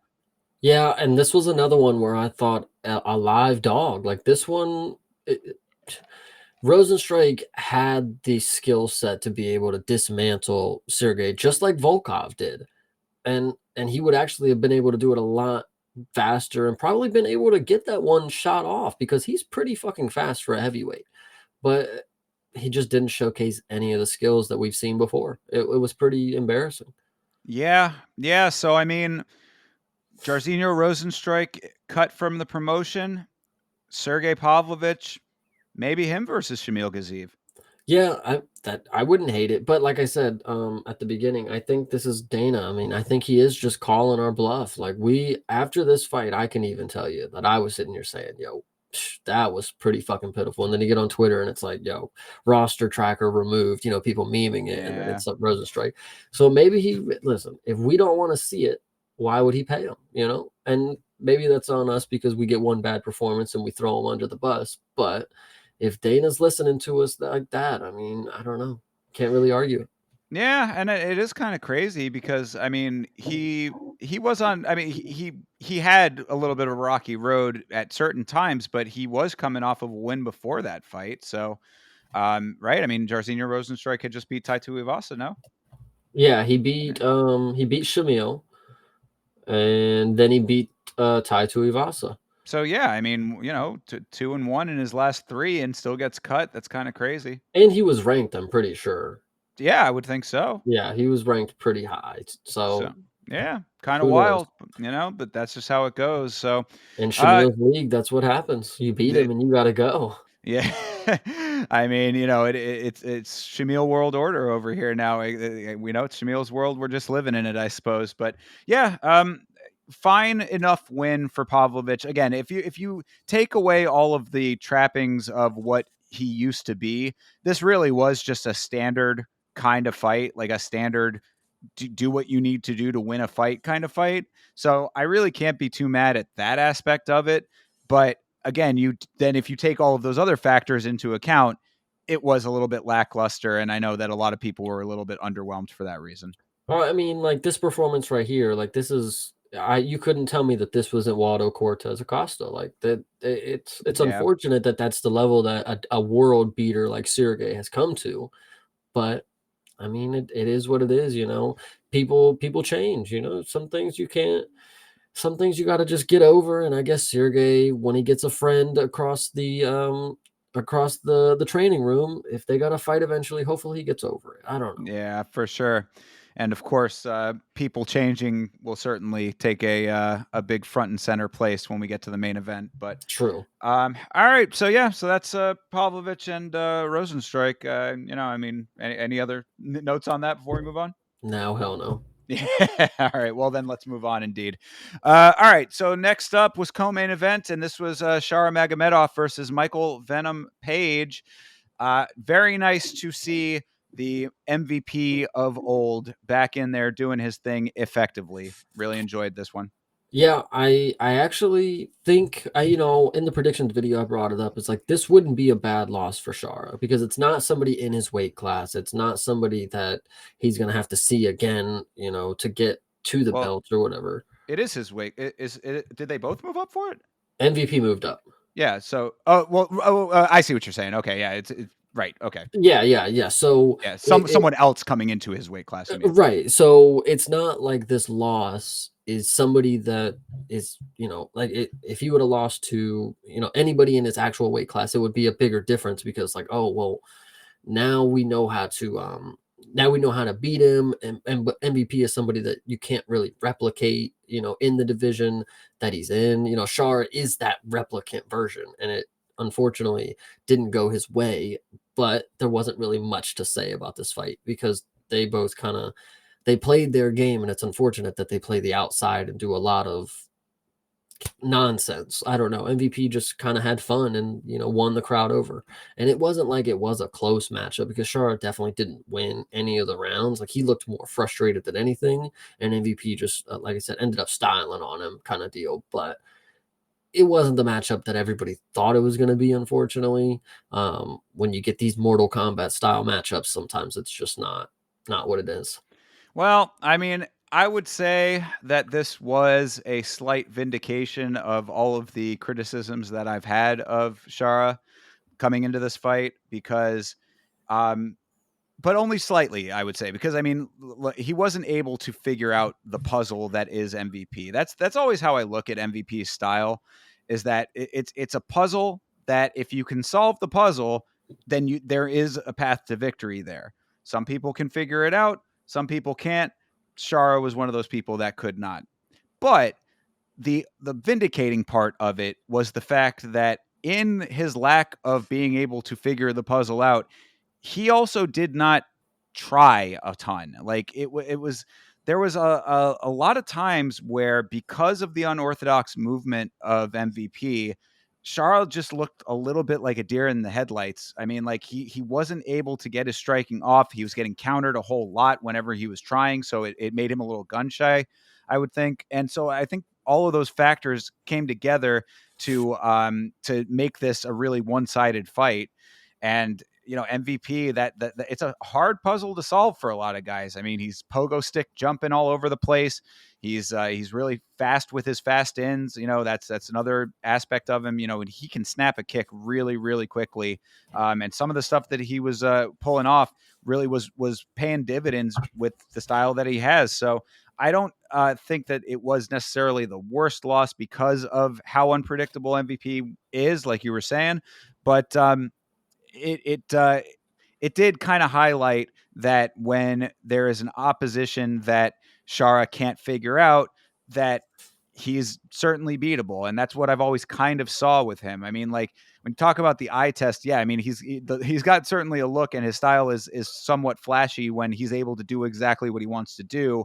But there was always just this kind of niggling point in the back of my mind that, I just didn't see what everyone else was seeing in him.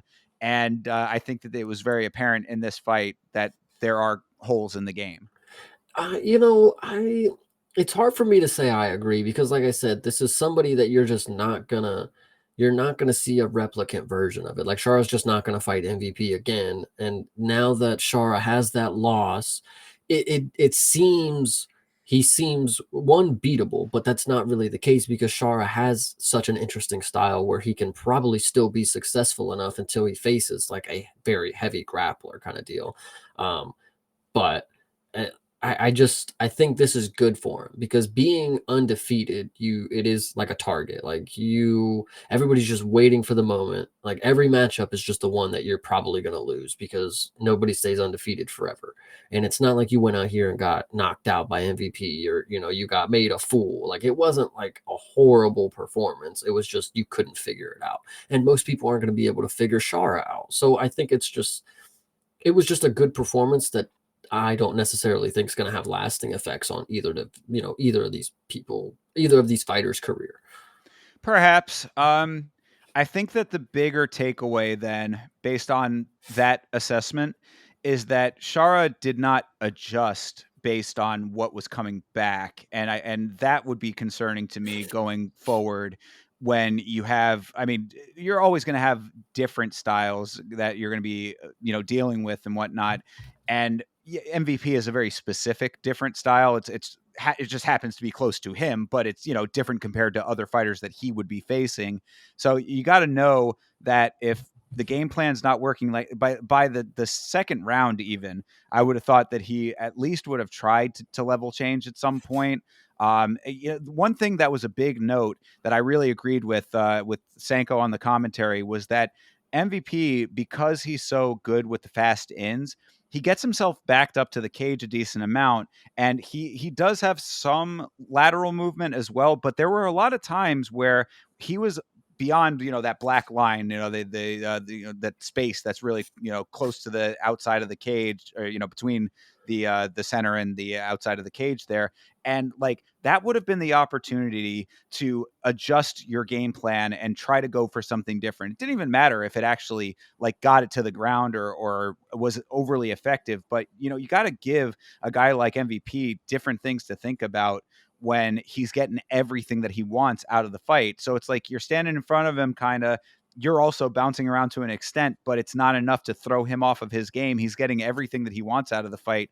You got to know that something needs to change. And, I respect his corner in going into the third round, because they were like, look, you need to go out here and like lay it all on the line at this point, because basically nothing is working. Like, this needs to be your round. And it just was more of the same. I'd say that was his biggest fault in all of this. I actually think the most glaring thing, and I believe it was this fight, so correct me if I'm wrong. When Shara got clinched up, MVP went for the clinch a little bit, and Shara just showed no instincts at all. Like, he just had his arms just kind of flailing, and then he got put on the cage, and then he didn't try to like get under hooks or look for trips or anything, and it was just very glaring. You're wondering if he's going to switch it up. I mean, he doesn't have grappling. He doesn't have any physical, whatever you want to say. Like, he's a striker. I mean, that's literally what he is. And I bring up something funny that was said at the beginning. I don't know if this was just the Discord being stupid, but they were saying that the reason that he's not in the Dagestani camps is because he didn't want to shave his head. And if that's true, that's pretty funny. But yeah, he doesn't have grappling at all. Yeah, and look, I mean, like you can kind of chalk it up to just that, but that's a pretty big problem when it comes to mixed martial arts, So, and so look at somebody who's kind of similar, on the doesn't have as big of a namesake yet. Like Shara's a big name, and he's somebody who never implements grappling, has never really seemed to learn it too much. But then you have somebody like Kopylov, who after he came in and showed us his striking, then he had a wrestling match that he was able to excel in against Cesar Almeida, and then he comes back and then he uses the striking again. Like he showed that he can do it and win a fight that way. I mean, if I want to give Sergey credit for that, sure, but it wasn't impressively. But Shara he's never. I don't. If he doesn't have it now, he's not going to get it. I mean, it's can't teach an old dog new tricks. Well, I mean, hopefully you can, but it doesn't look like that. And yeah, and I'd say that Kopylov is a good example of somebody who does it correctly in that regard. So, that's these holes in the game are things that like had not shown themselves earlier in some of his previous fights, but seeing it here again, I think it was just a slight vindication of what my gut had been telling me about him for a little while, and why I went with MVP in this fight and was correct in that regard, thankfully. But yeah, when it comes to Shara being a big name, I'm glad you brought that up. I had watched somebody talking about this fight a little bit and getting some other perspectives on it, and they were saying that like Shara to an extent had been slightly hot shotted based on some of the competition that he had earlier on. And the double back fist is certainly impressive. You can't take that away from him. That was awesome to see. But aside from that, I mean, like some of these other performances were against talent that was not necessarily like really at their peak of performance. So if he's finally getting to the point of being against guys who are going to bring like an A game, regardless of what the style is, you know what I mean? The MVP, of course, where, you have to keep that in context because MVP is a very specific style. But like once you're getting into the territory that MVP operates in, then you're going to have these guys that are coming out here to end fights. You're going to have these guys that aren't going to be, slouches when it comes to cardio and bringing the fight to him. Like they're not going to abide by letting him just point the fight all the way through and get his way so that he can get a late finish kind of deal, like, so I just, it's all of those factors that sort of were where my mind was at earlier in his career seem like they were coming to roost here. But I will save that, if he comes out in his next fight and is right back to it against an opponent that makes sense to be impressed by, then there is some hope for him still. Yeah, I agree, but it'll be interesting to see what's next for both of these dudes. Like, I don't know if you saw, MVP actually said that he's willing to move up another weight class and even fight Yuri if that's something I that we did would not want to see see. that. That would be kind of crazy because the other note that I did have was MVP at middleweight. That doesn't seem like such a crazy idea. If he said he wants to go back down to welterweight to go finish some business down there, I guess that makes perfect sense. But I don't mind if MVP wants to stay a little bit heavier, man. I mean, he was certainly not any slower than he was, which was good to see. Yeah. His speed was still there. So if that's the case, then you do you, brother. Get the wins. Yeah, I mean, and he's kind of molding himself into a likable dude. It's not like I dislike this dude, but with the clip that you were showing on the stream, about why he didn't have his flag, that was really interesting to see. But he's kind of turning into one of these game fighters. The fact that he said that he would go up to fight Yuri, not only is that like a really cool fight that I would love to see, but it's like he don't care. Like he's just here to fight. I mean, if it's got to be Shara, if it's got to be Yuri, or if he's got to go back down and finish business, like it don't really seem to bother him, which is interesting. Crazy enough, like this dude is able to fluctuate weight like this. If he's planning to go up to 205, surely he ain't coming back down to 75 or whatever. So at least not in this year or something. Or he would have to bulk up to get to two of whatever you want to say. Like it's interesting to think. But MVP, I'm really liking him. Yeah, same. I've been a fan of MVP since before he was in the organization, and I think it's really nice to see him succeeding in the UFC now after being so successful in Bellator for so many years. And I guess, not to derail things, but I do think that it's an interesting note. We've talked about it plenty of times on this show. A bunch of fighters defecting from the PFL stable now. We just got word today that Patchy Mix is looking to also leave the PFL. So, I mean, a bunch of these guys who are really good in their own right outside of the UFC potentially coming over. MVP is laying out a really nice roadmap for some of these guys. Like, look, you've proved it elsewhere against whatever level of competition you were having in these organizations. If you are really about it, then there is a place for you in the UFC. Come over here and prove it here too. MVP is doing just that, and I really like it.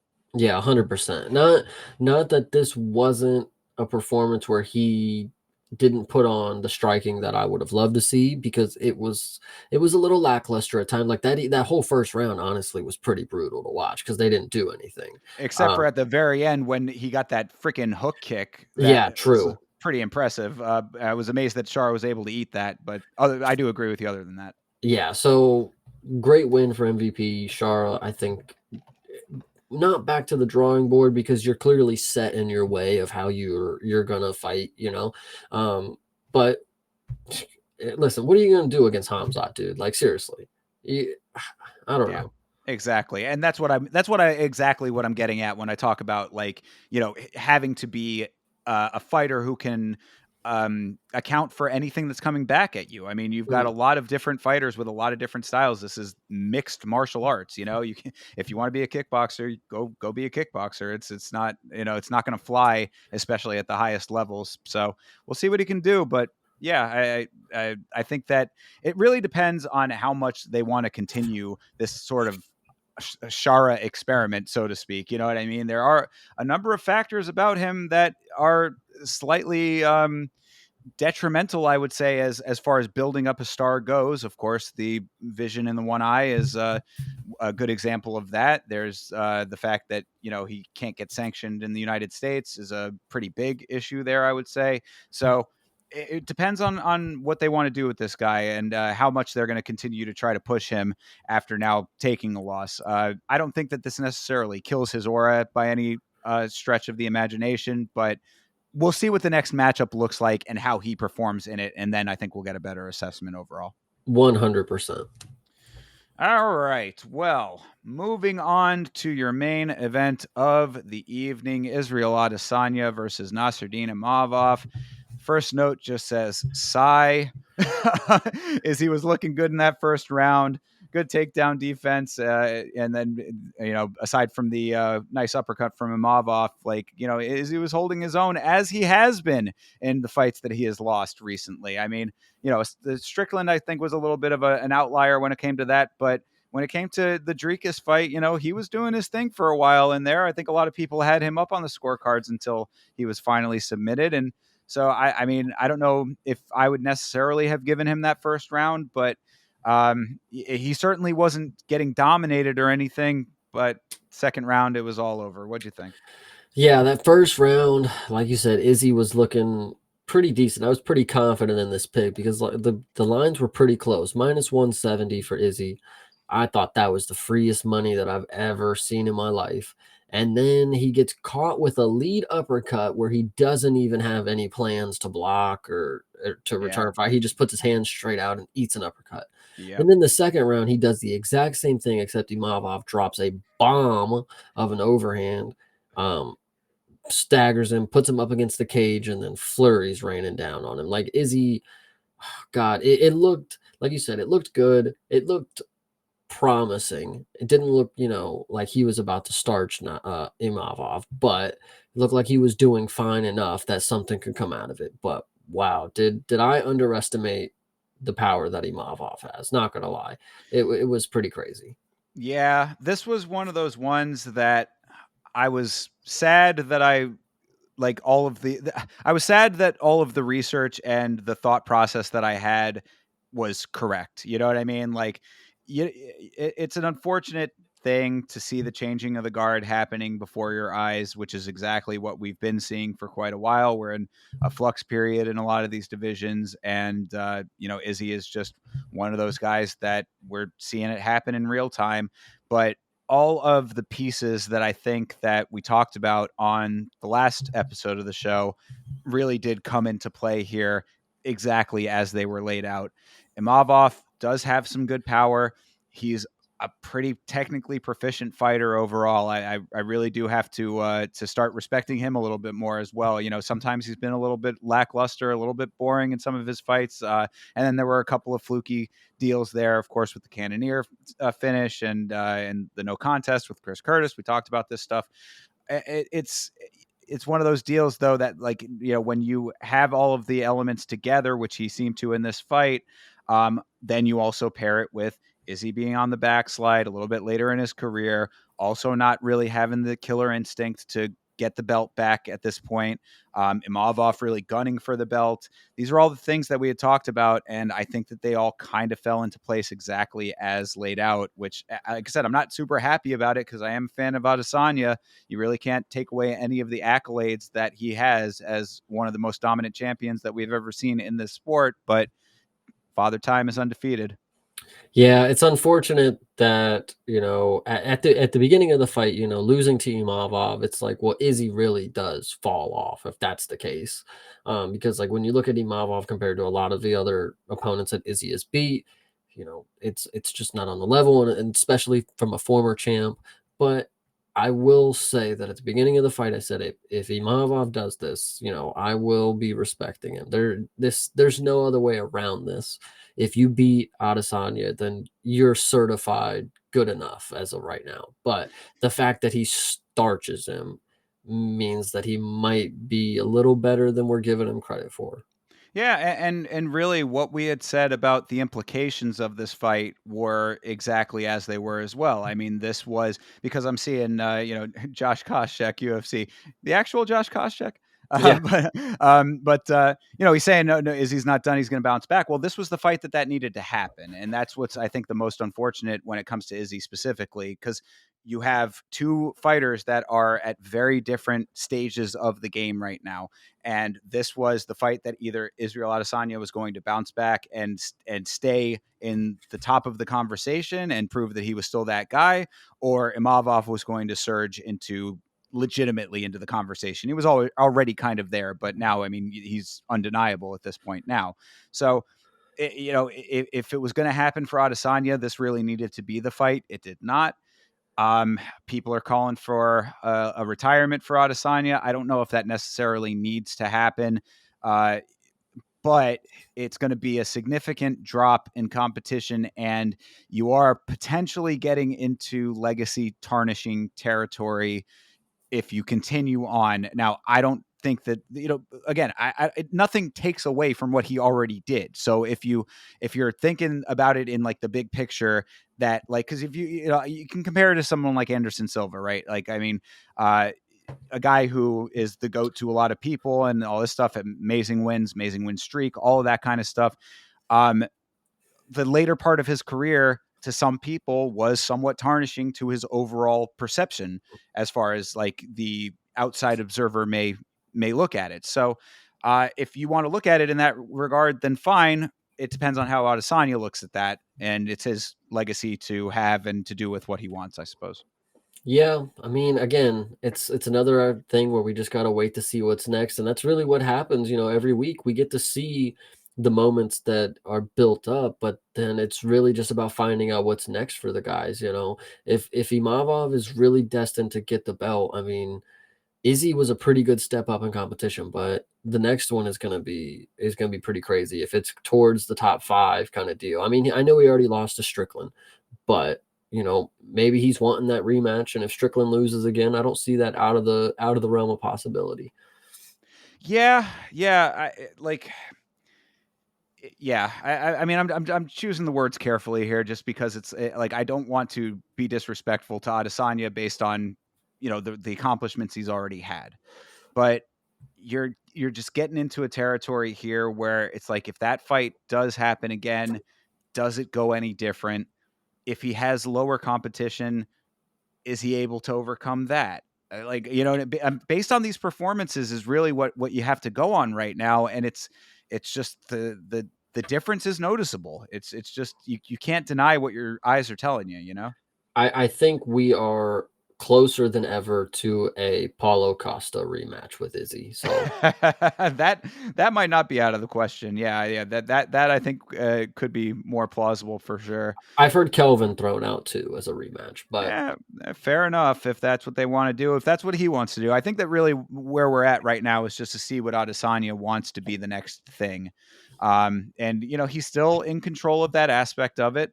I think that perhaps stepping away for a little while longer than he's already stepped away might be the move for him. But it's up to him. It really is up to him what he wants to do. And on the other side of the coin, Imavov, I mean, right now, we had the conversation on the watch along, me and Vitz King, and I posed the question to you: does Imavov get the shot after this fight coming up, or does Hamzat still skip the line? it's still Hamza, and it's not even skipping the line at that point. Right? After Yeah. it would be skipping the line if he got over Strickland, but the fact that Strickland is getting the matchup is pretty crazy. He must have some good negotiating power. But Hamzat is definitely next. That's why I think, after Strickland potentially loses, you could do the rematch with Imavov, and because that was a short notice bout that he lost. Maybe if he was in preparation of a full camp, against Strickland, maybe he'd be able to cook something up, or maybe that's what he's able to sell as the idea. I don't know. This one will be interesting. Is he, like you said, we got to figure out what he wants to do. Yeah. But either way, Imavov firmly in the conversation now, and I would think a title shot for him is not too far off. So keep an eye on the guy. That could be potentially a future champ. I really didn't think that I would be saying that necessarily based on the trajectory that I had seen in previous fights. But again, you make yourself undeniable in this sport, and you really have nothing. There's nothing else you can say. There's no counter argument to knocking out Israel Adesanya. 100%. So, we're going to talk about 312 here. We said Strickland with his negotiating power. I think that one of the interesting factors of 312 is that I don't think I've heard anybody really talking about this fight. Like, there really has not been much discussion about it. When, you talk about Strickland as to why him having negotiating power would be a thing, having the belt for a single stretch there, no defense type deal, I guess does still hold a little bit of weight. But, the whole Sean Strickland mania that we were in for a little while there, not too long ago, Strickland being in the headlines and Strickland, the wild man, the American psycho, all the, the stuff that people were saying seems to be completely tossed out of the conversation at the moment, as far as what I've seen. Maybe you've been seeing some stuff on Twitter that I haven't seen. No, I mean, I agree. It's one of these main events that sneaks up on you because nobody's really batting an eye. And I think it's because we assume DDP is probably going to get it done. And whether I believed in the moment that was the first outcome, I do think Sean Strickland, in the moment, I thought Strickland won. But looking back, DDP mixed up mixed martial arts too well. I mean, he was just actually playing a complete game and it was working. So you can't really argue too much against that. Yeah. I mean, I understand a lot of people's perception of that first fight. I don't think that it was the wrong call. I do think that Dricus did exactly what he needed to do to win that fight.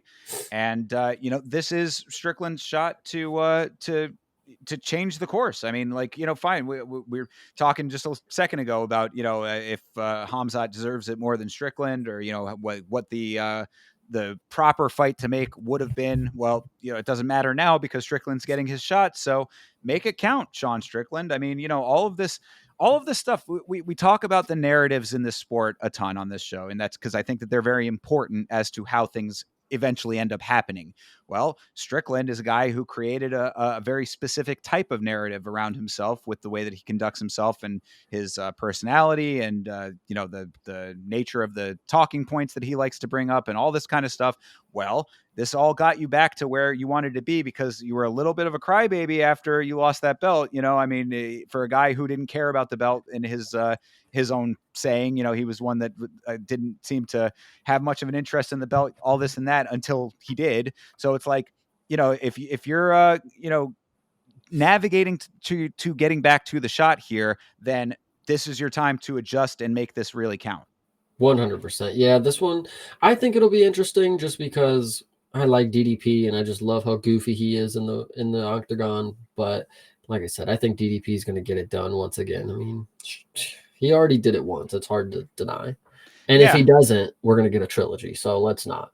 You think so? Oh yeah, man. If yeah, sorry, my bad. I misinterpreted what you said there. Yeah, no, yeah, absolutely. I think it would be a trilogy if yeah. Well, I guess it depends on on the nature of the loss, right? Yeah. Because I think that the issue with Dricus is that he was counted out so much by people because of the awkwardness of his style that when finally he was able to prove everybody wrong, it's like I don't know. That's the reason that I think that there's a little bit of a caveat is that if Strickland gets it done in like spectacular fashion, then the narrative might shift to, oh well, he was never really that good. Look at what happened, kind of thing. Like, and I don't think that that's like I don't buy that at all. I just could hear people saying shit like that, and we'd have to see thereafter. But I only say there would be a trilogy is because DDP's not going anywhere. If he loses the belt, I mean, he's going to be the first to call out Hamzat type deal, and then he'll beat Hamzat and then go fight Strickland again. That's how I feel DDP operates. And listen, he has no reason not to. This dude's a fucking G in there. I love this dude. yeah, I mean, that's, again, we talk about the narratives here. I think that Dricus has done such a great job of creating his own version of that. Like, Dricus is the coldest trash talker, sly sniper with his comments and stuff like that. I mean, he really is one of the most proficient talkers in the game right now. And that's only when it comes to the trash element of it. But outside of that, he carries himself like exactly as a champion should. I mean, he's a very respectable figure in this sport, all over, I would say. And whether or not you like the lack of technicality in the way that he conducts himself in the cage, it's an effective methodology that has been working for him up until this point, obviously, because he's got a belt over his shoulder in that picture. So, I also agree. I think that this fight smacks to me of the Pereira Prohashka rematch. And my note is exactly the same in this fight. If Strickland does not do some kind of adjustment, then it's going to be pretty much a mirror match. Now, granted, the fight was close to begin with in the first one. That's why this fight is taking place. So the adjustment, I'm not here to tell you exactly what the adjustment should be, but I'm just saying that if it's the exact same fight that he came in with in the first fight, then the outcome's going to be exactly the same. And we saw what happened in the Pereira Prohashka match that I mentioned. Yeah, if DDP comes out here and smokes Strickland, like that would be pretty crazy. But I don't know if that's going to happen. It'll probably go to decision again because that's just what Sean Strickland does. Yeah, it would be nice now that Dricus is really turning up the takedowns even more, and obviously probably has a little chip on his shoulder with the confidence of submitting Israel Adesanya for the first time in his career. It'd be nice to see him get it done on the ground. That would be the way that I would like to see it, honestly. And I know that might not be the popular take to be like, oh, take it to the ground, kind of. People want to see them stand and bang, but as we all know at this point, Strickland is not exactly a stand and bang fighter. So, I mean, you're going to get a lot of Philly shell. You're going to get a lot of jabs. A lot of teeps kind of deal. I mean, the fake teep with the leg raise and all that kind of stuff. I would like to see Dricus secure the takedown because he took Sean down a good number of times in that first fight. I'd like to see him get him down and actually finish the fight. That would be I would like that. Yeah, I can see it happening. I would just love, like, I used to like Sean Strickland as a, not that I dislike him now, but as somebody in the division, he was one of my favorites. But like DDP has surpassed that in every regard. Like you said, this dude carries himself like a champion. He's one of the better trash talkers. He's just mentally beat all of his opponents before he actually beats them in the cage, and it's pretty demoralizing, to be honest. And DDP's just that dude. Yeah, well, it's the proficiency of the method of attack when it comes to the trash talk. It's like he really does laser in on the exact right thing to say, and then does it in a way that cuts really deep. If you can make Sean Strickland cry, then that's a sign of effective trash talk, I would say. 100%. So, I think that we're both in lockstep on thinking that Dricus is going to get the job done here. But we'll see if Sean can pull something out. I'm not opposed to that. All right, my girl. Yeah, moving on to Zhang Weilei and Tatiana Suarez, the fight that I am most excited about on this card. Just before we get into this fight, we had talked on a previous episode about like this card not really being pay-per-view material. I'm hoping that the main and co-main exceed expectations so that it gives the people in Australia a good enough show to warrant the price of admission here, because we're going to get into the lower part of the card and it starts to drop off really quickly after this. But that being said, what are you thinking about this match? I think it's going to be easy. My girl Weili is just going to do exactly what she did to Jan and just bully her for. It's probably going to be for 5 rounds. Weili at this point in her career, she's not really finishing people. And her chin did look a little questionable against Jan. She got dropped a couple times, but she was able to weather that storm and get the W. Tatiana Suarez, I yet have seen her fight, so she's definitely gonna have some ring rust. She's not gonna look like herself, and the fact that this is even money for Weili, oh my goodness, this might be a good fucking night. Well, I would say Tatiana Suarez is a very big wild card in that respect. So if you're not familiar with her kind of timeline, she has overcome a good amount of adversity, like when it comes to health issues.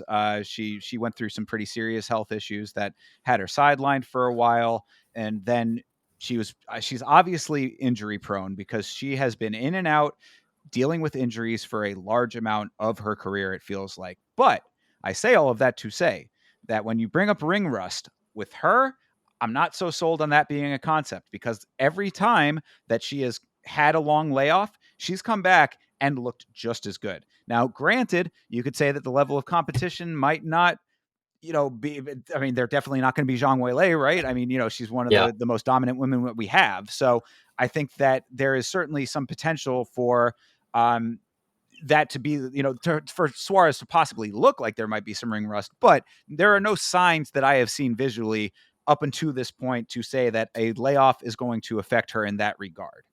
Yeah, I'm really excited for this one because I don't know what to expect. Like I said, haven't seen Tatiana Suarez, and Zhang Weilei is literally one of my favorite fighters. So it's going to be a great time no matter what. And I'm just really excited for this one. Yeah, and I have seen Suarez fight a couple of times at this point, and every time I've said from like I want to say like maybe 3 or 4 fights back that I've always thought that she's had champ potential. So I am extremely excited about this fight. She is a very, very technically proficient wrestler and grappler. Zhang Weilei, of course, dominant as she has been. We know that she can be defeated. Will it be Suarez that can do the job? I don't know. I mean, really, you talk about ring rust on Suarez's side. I mean, Weilei might be dealing with a little bit herself at this point. She's been somewhat inactive. We talked about that on the show before. She's not been consistently defending time and time again now recently. I mean, a win over Yan Jianan certainly is impressive to me, considering that I think that Yan is. I still think that she has champ potential herself, but that's really been it for a little bit of the recent memory. So both of these ladies coming off of some decent stretches of layoff here. It's really going to be who's going to be able to get their game plan going first, in my opinion. 100%. And I'm really hoping it's going to be my girl Weilei. So yeah, and I'm pulling for happy. Suarez. I like Zhang Weilei a lot. I'm also a huge fan. But I'm all about the shakeups, and if it's going to be somebody, I'd like it to be Tatiana Suarez. But that comes with the very big caveat that she's got to stay healthy thereafter, because it would just be travesty if she deals with injury or other health issues, vacates, and you just then throw the division into turmoil, and then what was the point even of getting the belt in the first place, right? Right, exactly. So hopefully she can stay healthy, and I'm pulling for her. I am Tatiana Suarez is my pick on this one. All right. Well, Now, like I said, the drop off is quick and sudden when it comes to this card. So your featured fight here is Justin Tafa and Taliesin Teixeira. Teixeira is a Contender Series guy, recent Contender Series guy, right? Yep, he was on last season. Big dude, 6'7", of course. You know, it's massive. It's ridiculous, and he also knows how to throw kicks. So it's going to be very impressive. Justin Tafa really just doesn't have the skills to be able to compete here. Even if he wanted to wrestle, it's not like his wrestling isn't dog ass itself. But Teixeira, I think this will be a really good performance for him. And honestly, with Justin at 7-4, if he's 7-5 after this, I mean, you can't really think that he's going to be here, which is hurtful to say that right after your hometown card, you're about to get removed. But yeah, and I mean, this is a prime example of what we were talking about in the breakdown of Saudi Arabia. I mean, you know, couldn't be more clear. You have heavyweights that are getting cut off of their performances on that card, and now you've got heavyweights here where you've got a Contender Series guy in the featured fight against a dude who very well could be cut after this fight as well. So they are cleaning house at heavyweight, trying to cycle people in and get this division to a more entertaining state. Hopefully Taliesin Teixeira can be somebody who ushers that in, because I mean, we're definitely needing it. And, you know, a guy like that with all of the stats, as you just read, I mean, his performance on the Contender Series was pretty damn good. Come into the big show and show it. Do better than Jonathan Deniz. facts. Yep. You know, so yeah, I mean, I'll pull for the guy, but I again, this comes with an even huger caveat here that these guys, when they're on the Contender Series, they fight one way, and coming into the big show, it doesn't always go how you would hope it would go. And Tafa is a much more experienced fighter, even though Teixeira is 7-0. Yeah, I can hear what you're saying, but I don't know if the experience that Justin has is going to play a factor, because he doesn't fight any different in any of his fights. He does the same thing, and it doesn't often work, as you can tell. I'm pretty sure he was like 6-0 when he got here. Like, so it's unfortunate. Yeah, and it would be very unfortunate, as you kind of alluded to a little bit, with this being a hometown deal for Tafa. Stay home, dude. Like, I mean, yeah, just down the street. But no, I mean, you know, his brother just had that odd situation in the last Australia card with the leg lock. Yeah, with Walter Walker, exactly. The leg lock situation, that was the verbal submission. Yeah, so you know, hopefully he can turn the tides for the Tafas, but yeah, I wouldn't be so sure of it. 100%. All right, moving on down the line. Jimmy Crute versus Rodolfo Bellato. I mean, Jimmy Crute is, I think, does pretty well at home from what I understand, but he is a decent little dog here. I mean, not crazy, but, you know, he is the dog. Yeah, so I had to double check and make sure this is the right dude. The only reason that I had ever had hope in Ihor Potieria, I know this is oddball, it is because about a year ago, the last time this Rodolfo Bellato dude fought, Ihor Potieria put him on the canvas, and the ref just did not stop the fight. Like, it was almost like Ihor gassed himself out by punching this dude in the face so much. Like, it was that bad. And then the third round comes around and Ihor gets dropped and the ref steps in early. So that was the only reason I ever thought Ihor was good. So the fact that this Bellato dude made Ihor Potieria look decent, I'm just saying, there's no way he's going to be any more better. Like, he's been off for a year, ring rust again. We can throw that out there. But like, Ihor Potieria stepped up to light heavyweight and put you on your ass, dude. Like, I don't know. Yeah. I mean, Crute's been one of those guys that has, like, I've always thought he had like potential. Like he's got like the dynamics of a dude that should be more successful than I think he has been at times. This should be a fight that, if he really is about it, and again, as I said, I think he does pretty well at home. So yeah, he's never lost at home, I'm pretty sure. But yeah, so wow, this is actually pretty crazy. Sorry, I don't want to interrupt. No, go ahead. Last matchup lost to Alonzo Menfield. Matchup before that, draw to Alonzo Menfield. Right, that's why that fight took place. Yeah. Before that, lost to Jordan. I don't know who this Jay Hill is, and then lost to Ace. Jamal Hill. So Oh my God, no way. This Yeah. fucking guy, Jimmy Crute, like he's riding a really bad streak right now. So So there you go. yeah, but he's never lost at home, so the streak could be broken. And really, this kind of goes to the quality level of this card that we were talking about. You know what I mean? Like, Yeah.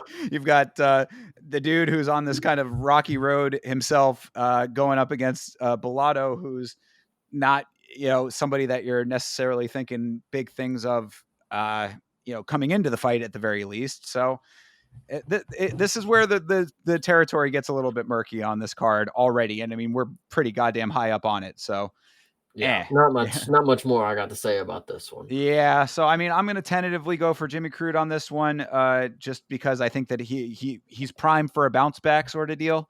But and really the draw with Metafield was, it warranted the rematch. So obviously there was enough there for it to be close enough to make that a case.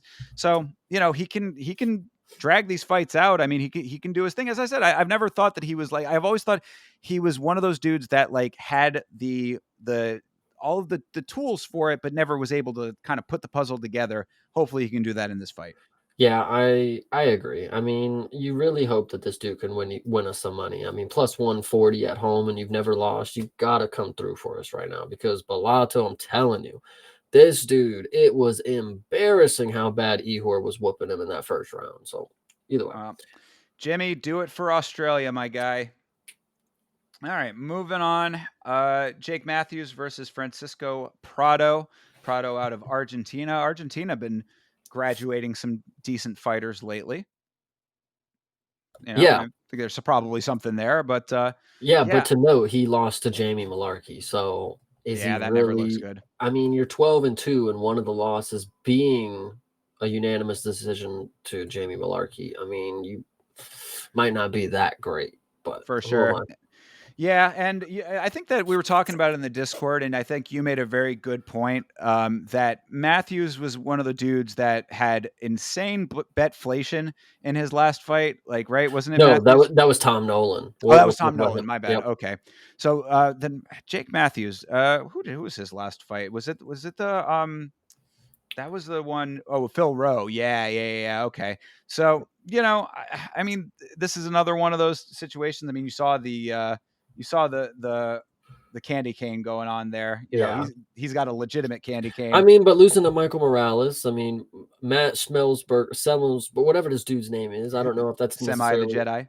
Yeah, I don't know if that's necessarily a great loss, but Michael Morales, whatever. You didn't get finished by him, so there's a note.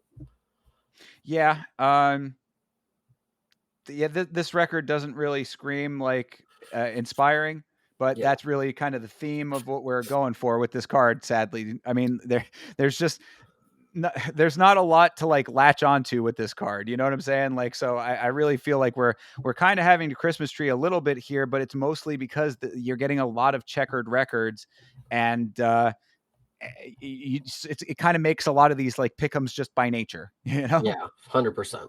So again, I'll go with the hometown guy with this one. Go do it for Australia, Mr. Matthews. There you go.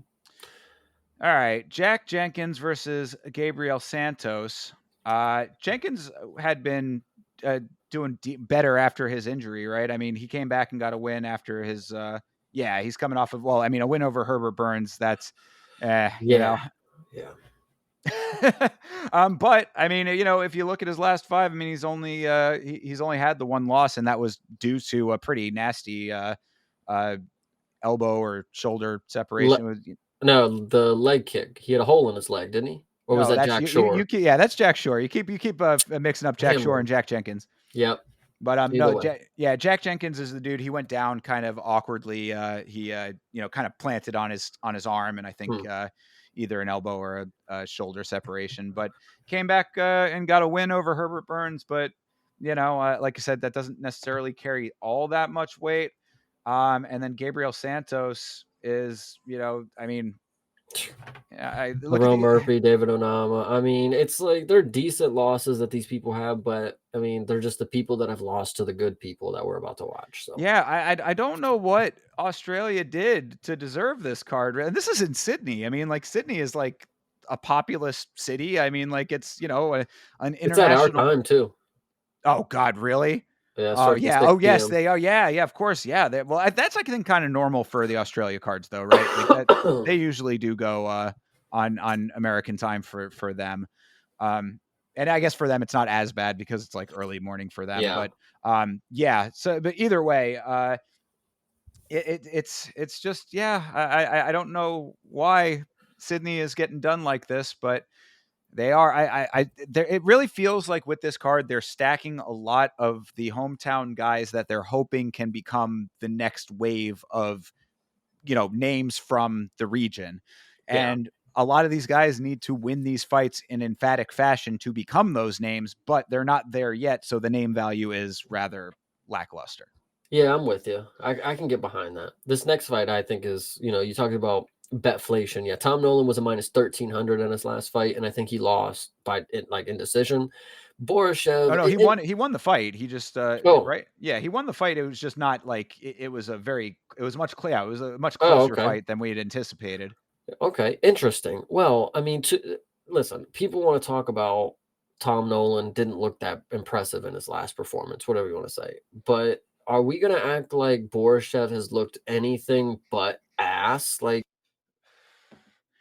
I don't buy that. I don't buy that. Warshev didn't look terrible in his last fight.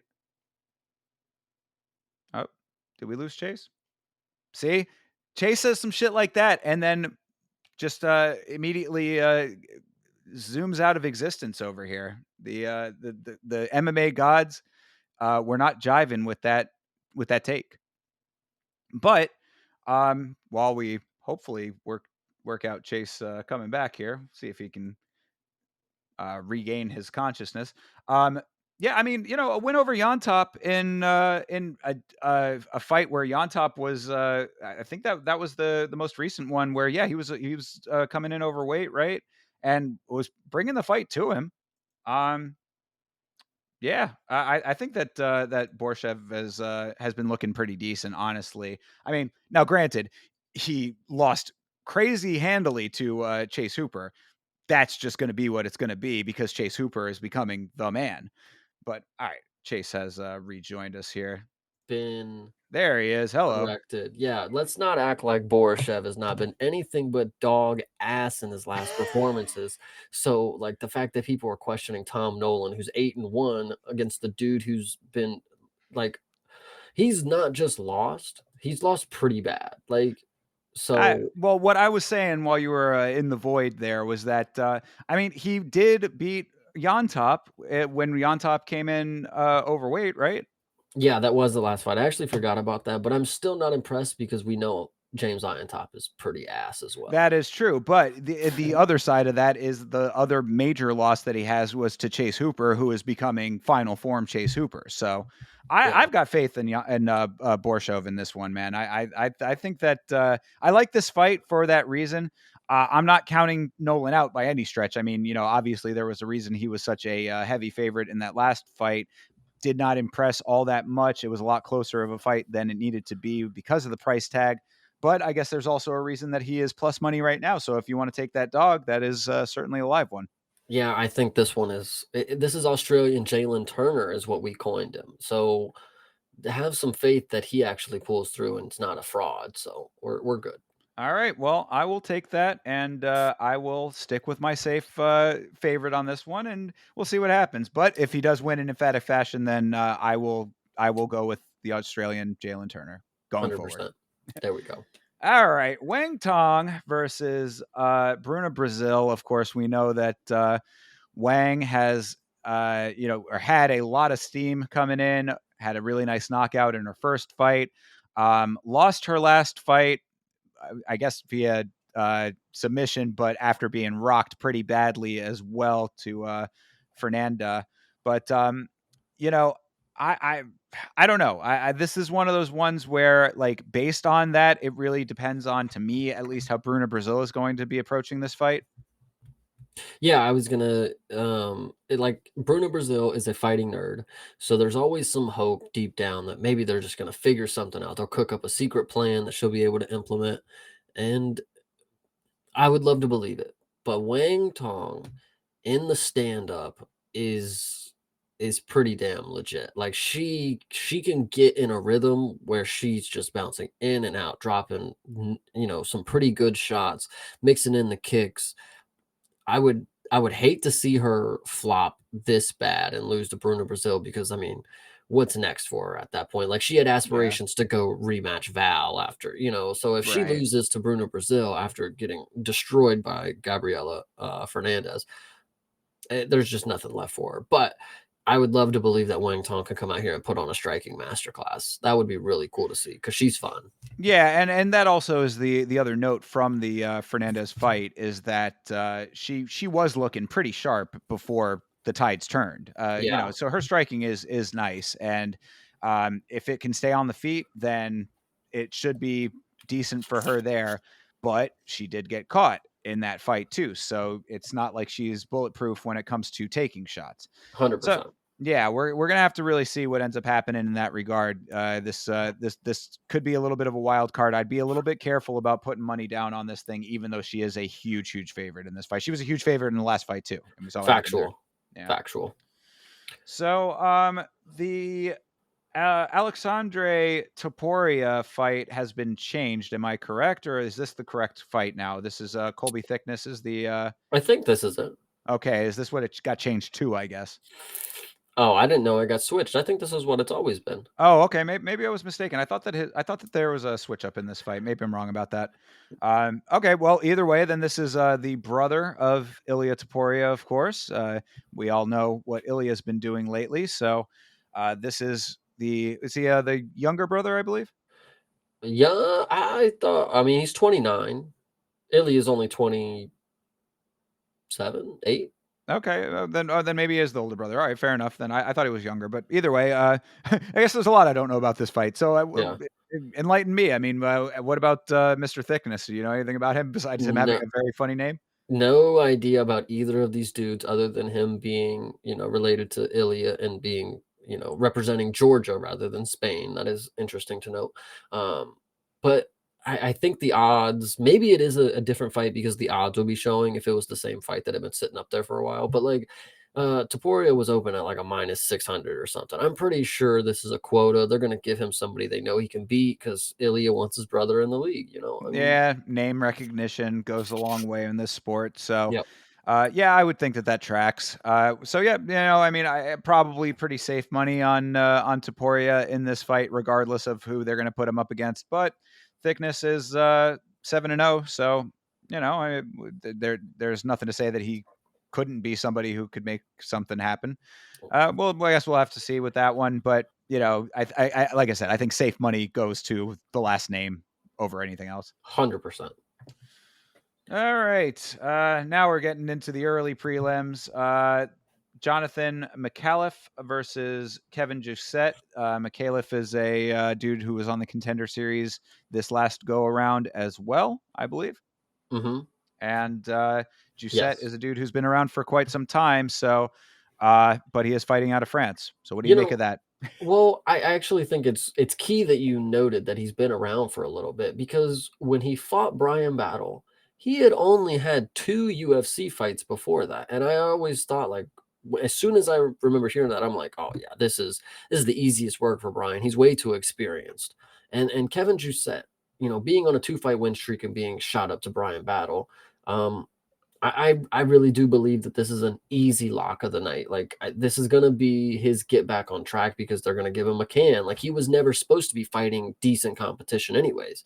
After 2 wins in the UFC, a sub in a decision against San Kanan, it's like Brian Battle. We should have known he was gonna mop you. But Juicet, I think, is gonna go ahead and win this one, probably by decision because he doesn't seem like no killer to me. I mean, calling my dude McAuliffe a can off the rip, my guys. Harsh words. I mean, I'm not in context to everything. I mean, if you're a dude who it's your first fight, listen, I'm sorry, you're gonna get the can term sometimes. Like if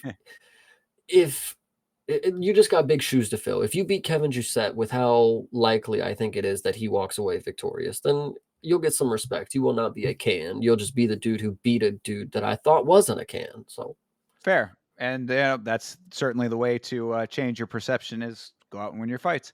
Exactly. So yeah, but no, I would agree with the overall assessment, though. I do think that Giuseppe should come in here and make this look pretty simple. I would hope. This should be a classic case of exactly what we've talked about a couple of times tonight, where guy coming in off the Contender Series just isn't at the level as a guy like Giuseppe is at. 100%. But on the reverse of that, the next fight is Rongju versus Cody Steele. Now, I think that this is the exact opposite over here. Rongju is a dude who's been around for a long, long time, 25-6, versus Cody Steele, who was, if you recall, the dude who was so goddamn scary on the Contender Series that he scared his opponent out of showing up to the fight at all.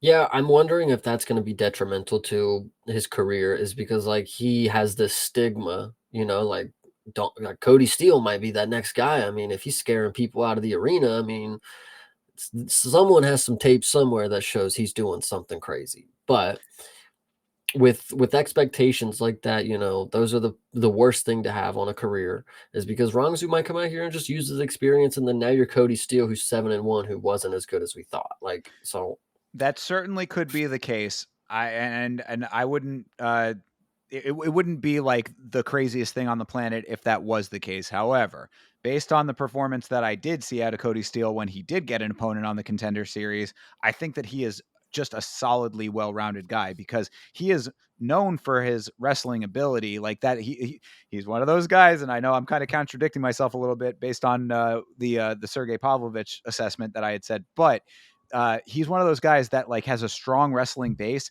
but was like using his striking more so, and his striking was nice too. Now he could go to his wrestling and use that like to his advantage, because he is proficient in that regard and will use it. That's the difference between him and Pavlovich. It's like he's not one of those guys that he has it in his back pocket, just doesn't have to use it all that much. No, I mean, like, he will use it. So I think that there is potential for Steele to be one of these guys that actually gets the job done coming into the organization off rip. Rongsu, you said this dude's been around for a little bit. Dude, he's 24. When the fuck did this dude get here? What the heck? Yeah, 25-6 at that young, like, that's pretty crazy. But because he's one of those dudes that's been fighting a ton in other organizations. But yeah, another road to the UFC guy. The last fight that he was in, okay, this dude was actually whooping. He was definitely whooping Chris Padilla, and Chris Padilla hit him with the slicing elbow, and it caught him right on the eye, and that was like, and he went like. I don't think he was whooping him though. I mean, I think it was I want to say that was 2-0 or whatever Rongzu, and he was blessed that he landed an elbow right on the dude's eyeball. Like, shout out to him. He did get that win. But like, if you look at Rongzu before that, this dude's riding a pretty good win streak in his debut. It's all road to the UFC guys, though, bro. I mean, this is what I'm talking about when it comes to that. Like, we talked about that fight on this show, so I'm gonna have to go back tomorrow and go find the episode and re-listen to what we said about it and what our assessment was at the time. I'll keep you honest on this one, but really, if you look at it from that perspective, though, that's the deal. It's like you're fighting a lot of the road to the UFC guys. The region just isn't as developed when it comes to full-on high-level mixed martial arts, and we saw a lot of that, especially on that event, because if you recall, that event had multiple road to the UFC winners on it. I believe it was him and one other guy, and then I think another dude who had also been a part of the competition, or like an earlier winner or something like that. So there was some good representation of the show there, and I think maybe one of the three of them got a win. So so I would I'm pulling American muscle on this one. I'm thinking that I'm sticking with this assessment. I can get behind it. It'll be an interesting one. I'm really hoping Cody Steele lives up to it, because with the aura that he's gaining, I mean, you better get out here and get a convincing win to back up for that dude being so scared, For sure. Well, speaking of scared fighters, you got Anshul Jubilee taking on Quillen Salkeld. It actually is pretty crazy, because before I actually looked, when I see his name in his picture, I know who Quillen is. because he was on the Contender Series and he put up a crazy performance. And I'm Yep. pretty sure, did he knock the dude out or did he sub him? I believe that he was one of those No, submissions. no, he got a decision. Oh, he went to decision? Oh, shoot. I feel like he mopped his opponent. But anyway, before any of that, I I remembered who he was, Must have I been a different said, Aussie with a mustache that got a nice submission then. right. Well, I was, believing that Anshul is a live dog, because if you watch his last fight that happened a while ago, unfortunately, he was winning. He was doing a really good job against Mike Breenan. Mike Breenan eventually was able to get inside his head with the dog barking and finish the fight. Mike Breenan was then cut after that. And Shul Jubli has signed a new fight deal. Unfortunately, now that I understand who Salakid is, Jubli's done. Sorry. Well, I mean, going back to what you were just saying as far as the assessment of the Breeden fight, Jubilee is a very technical fighter, but it gets to the point of being almost robotic. He's one of those dudes that, like, he takes the training a little bit too seriously, to the point where I don't think that he is able to be very creative. And I think that the performance based on what happened in that fight, of course, getting barked down by Mike Breeden, certainly does not help his case as far as being like a real killer in this sport. However, if he can come in here and get his way, then there is some potential for him to maybe have some of a chance here. But I don't think that a robotic performance is going to do him any favors against a dude who's going to be a little bit more dynamic in Salkild. Yeah, unfortunately, I think my assessment originally about Anshul and what I believed he was able to accomplish in this matchup, I think that is all squashed, because I do believe, Quillen, he's pretty good. So sadly, Anshul, but like I said, you just signed a new fight deal, so don't even worry about it. Well, I worry about it. Yeah. But we'll see what happens there. Yeah, I'm going for Salkild on that one. And then finally, to start the evening off, we have Hyung Sung Park versus Nian Pargal. Nurmagomedov Turmendembarel, Mr. Shaman. Yeah, this dude is pretty fucking lit. I don't think I'll put money on him again because he looked pretty pitiful in his last performance, but he is the only Mongolian we have. So, like, if the UFC wants to keep him around, they know that they got to give him a performance, or an opponent that he can have a performance against. It is kind of interesting that the Australia card opens with a Korean and a Mongolian, but I guess nobody's going to be sitting down waiting for this one to start anyway. So just get it out the way and go for it.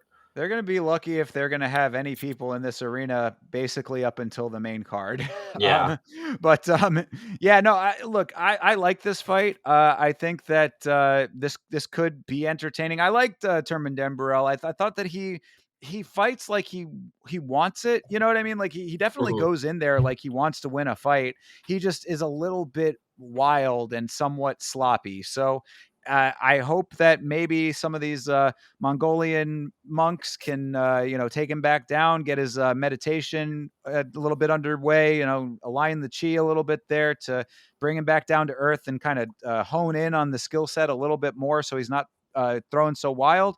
If he can do that, then there might be something for him here. But I agree. This is probably a fight that I would stay away from betting on, or take the favorite and small money to put a straight on this one, honestly, if you're going to do any kind of betting.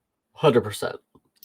So that's it. I mean, we'll see how this plays out. As I had said about this and every other card that potentially does not look that great, any card could be amazing, right? Every card has the potential to be fucking awesome. No one necessarily thought that Macau at 3:00 in the morning was going to be as good as that was. Turned out to be amazing. This could be something like that. So let's hope that this weekend we get something worth staying awake for. At 3:12.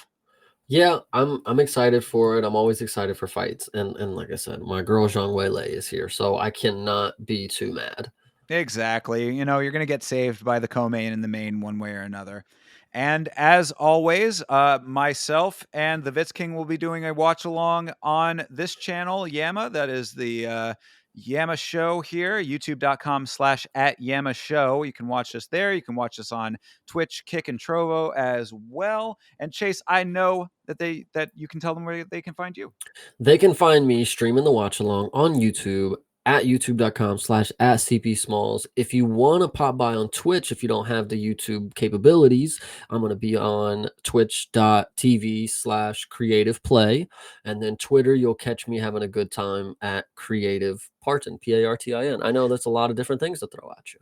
There you go. Follow him on everything. Make sure you do that. And of course, we will be back next Monday to break down each and every one of these fights right here on this show, Last Week's Fights. So until then, everybody, we will catch up with you then. New content out on the channel currently. Just did a stream yesterday about the Bryce Mitchell breaking down the entire Bryce Mitchell Ark Insanity podcast. Chase was in the chat for some of that. That was a lot of fun and a lot of wackiness. So check that out. Hopefully I'll have a video out this week. Perhaps if not, there will be a episode of Yama coming out after 312. So keep an eye on all of that. Chase will probably have some predictions out. Yeah. Yep, absolutely. Get predictions out. I'm going to update the women's pound for pound list. And after this week, we'll obviously get some more women that I can throw in there and give you guys some updates on. There you go. So make sure you stay tuned for all of that, and we will catch back up with you very soon. Have a great rest of your week, everybody. And as always, fight on.